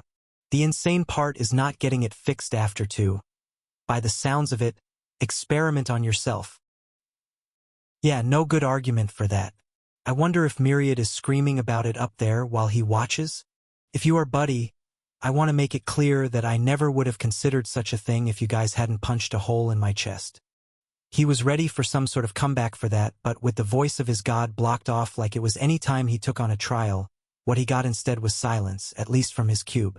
Instead, the voices in his head came from a different source once Thera finished rebuilding his chest, telling him that if nothing else, he'd gotten just a bit of progress for his suffering. No. No?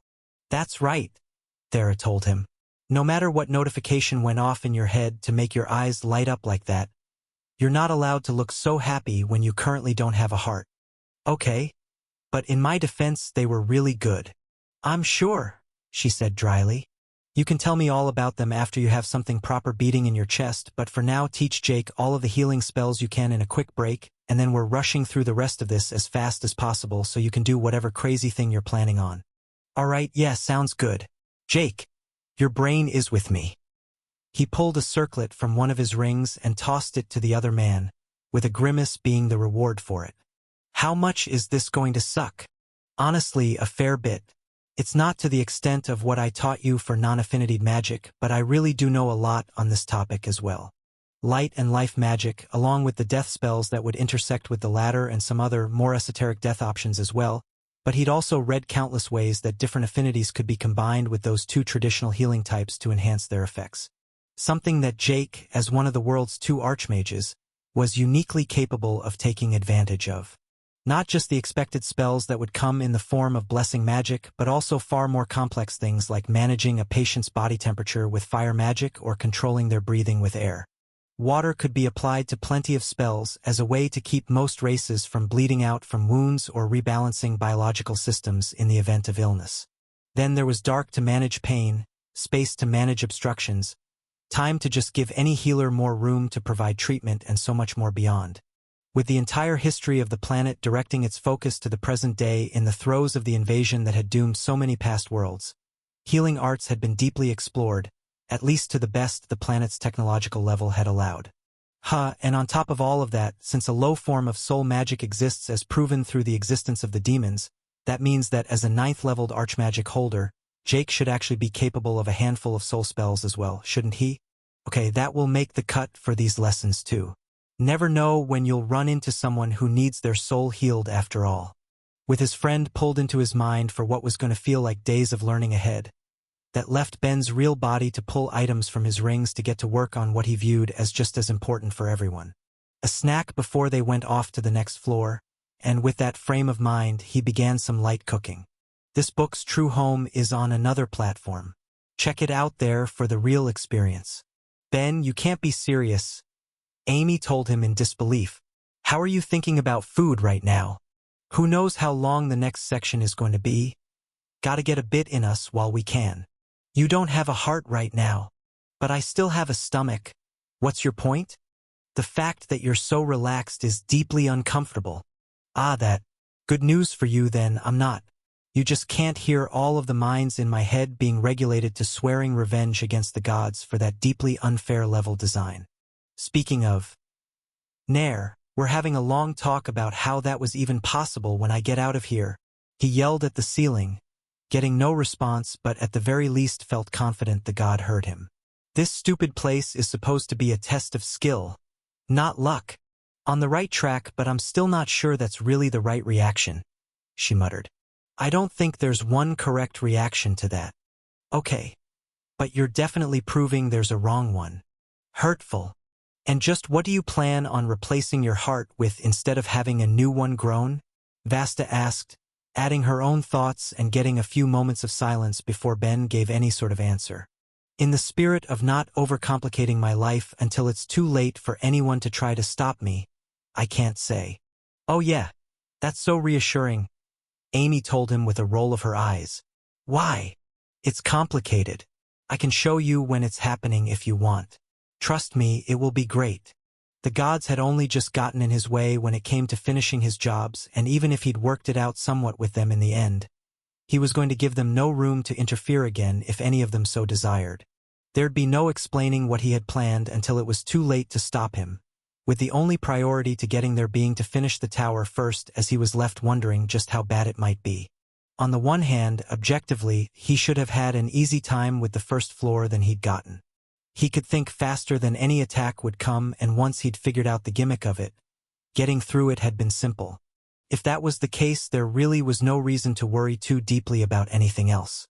Except he also knew from past experiences that how hard any tower would be could vary wildly in quality, meaning the level of challenge wasn't necessarily going to be consistent, and even worse than that was how the trials he'd had to face had broken for him before. both trapping him in an in-between place from the transition of the rest area to the actual floor itself, or leaving him fully conscious in a torturous experience where he should have by all accounts been knocked out.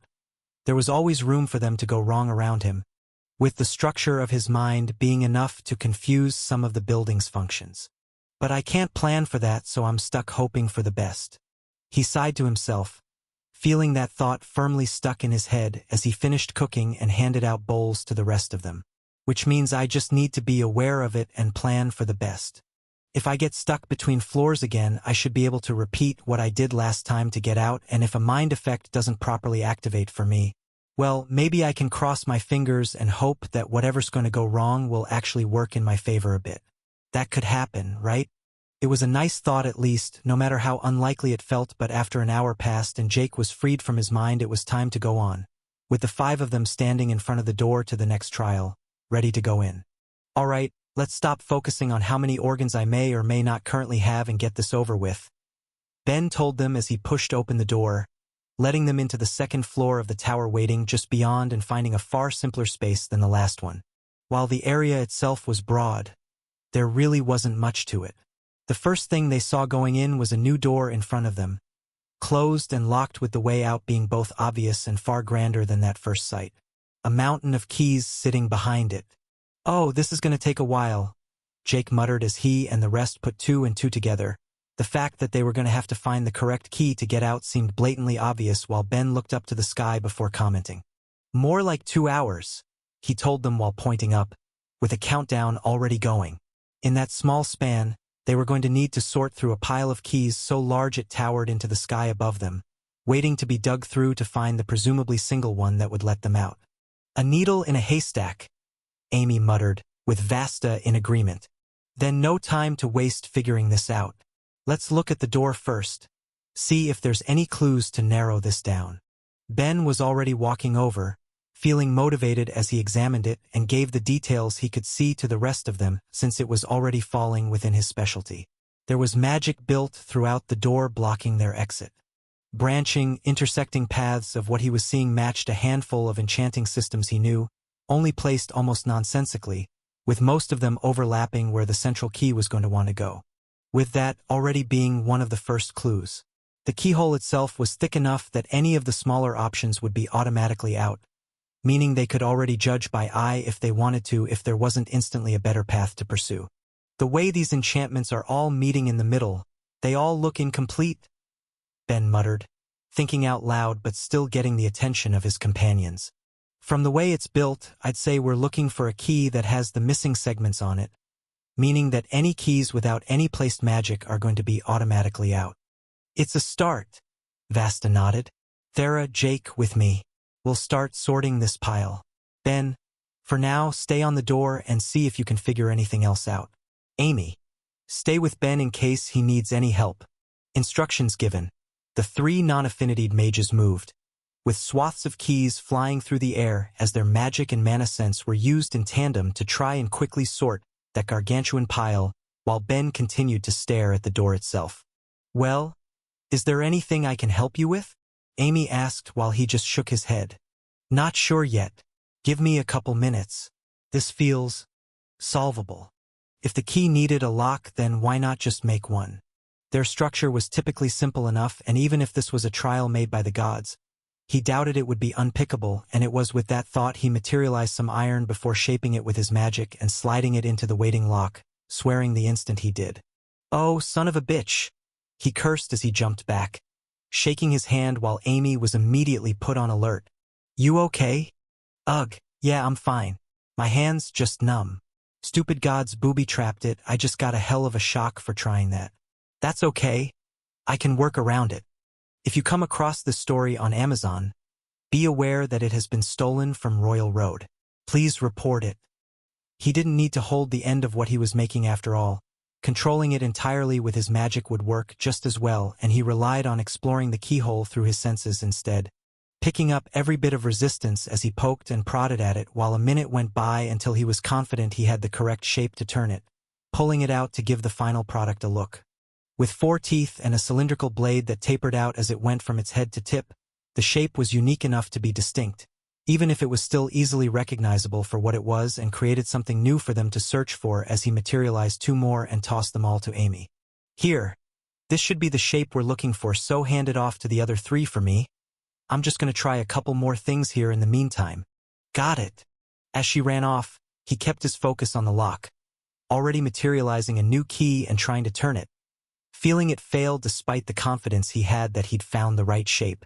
Of course, just because it was correct didn't mean that would be enough when it still needed magic of its own applied, but that was something he could solve too, and with just what it needed looking obvious, he spent his mana to fill in the gaps. Present were examples of laying on the totality of a spell, as well as the weave system, but as for the other two he used in his work, both were absent. The blending system was something he'd made together with his god based on the principles of ritual magic, and the ring system had been a lost art until he'd revived it, but even though that left examples of systems he didn't personally make use of in his crafting, that didn't mean he was stuck. He couldn't call himself an expert of his field if he wasn't even aware of them, and while each other option had drawbacks large enough compared to how he already worked that he wasn't willing to apply them for the few benefits they held, he could still create them when push came to shove and place those bits of magic down to complete the enchantments in a way that would line up with the door, and with that done, once more tired to turn the key. And failed. He was sure he had it right, sure he had them perfect, but there was still something missing. Some quality to the key that just wasn't correct, leaving only the question of what. But what could I still need? I've got the shape, I've got the enchanting structure, what else could there be? Is the door somehow examining the key itself and finding that I've got something wrong?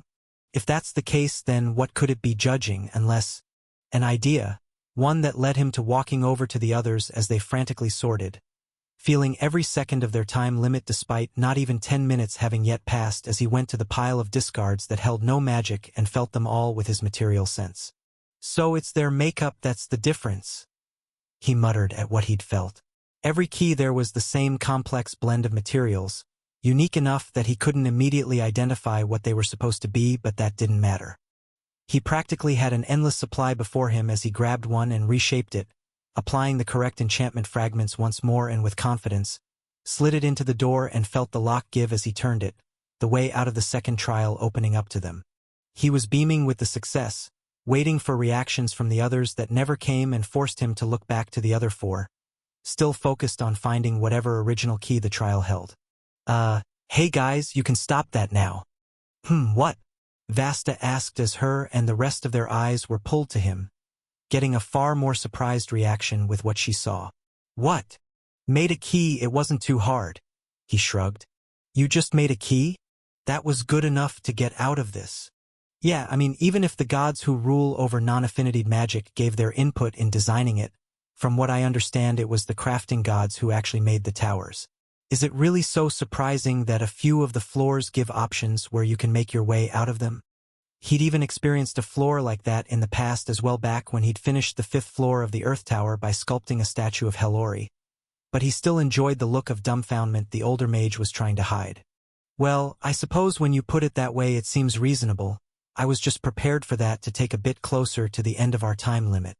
Then I'd say what we got counts as a win. Now come on. We basically just had our last break, so we all should be fine to go into the next floor. Right?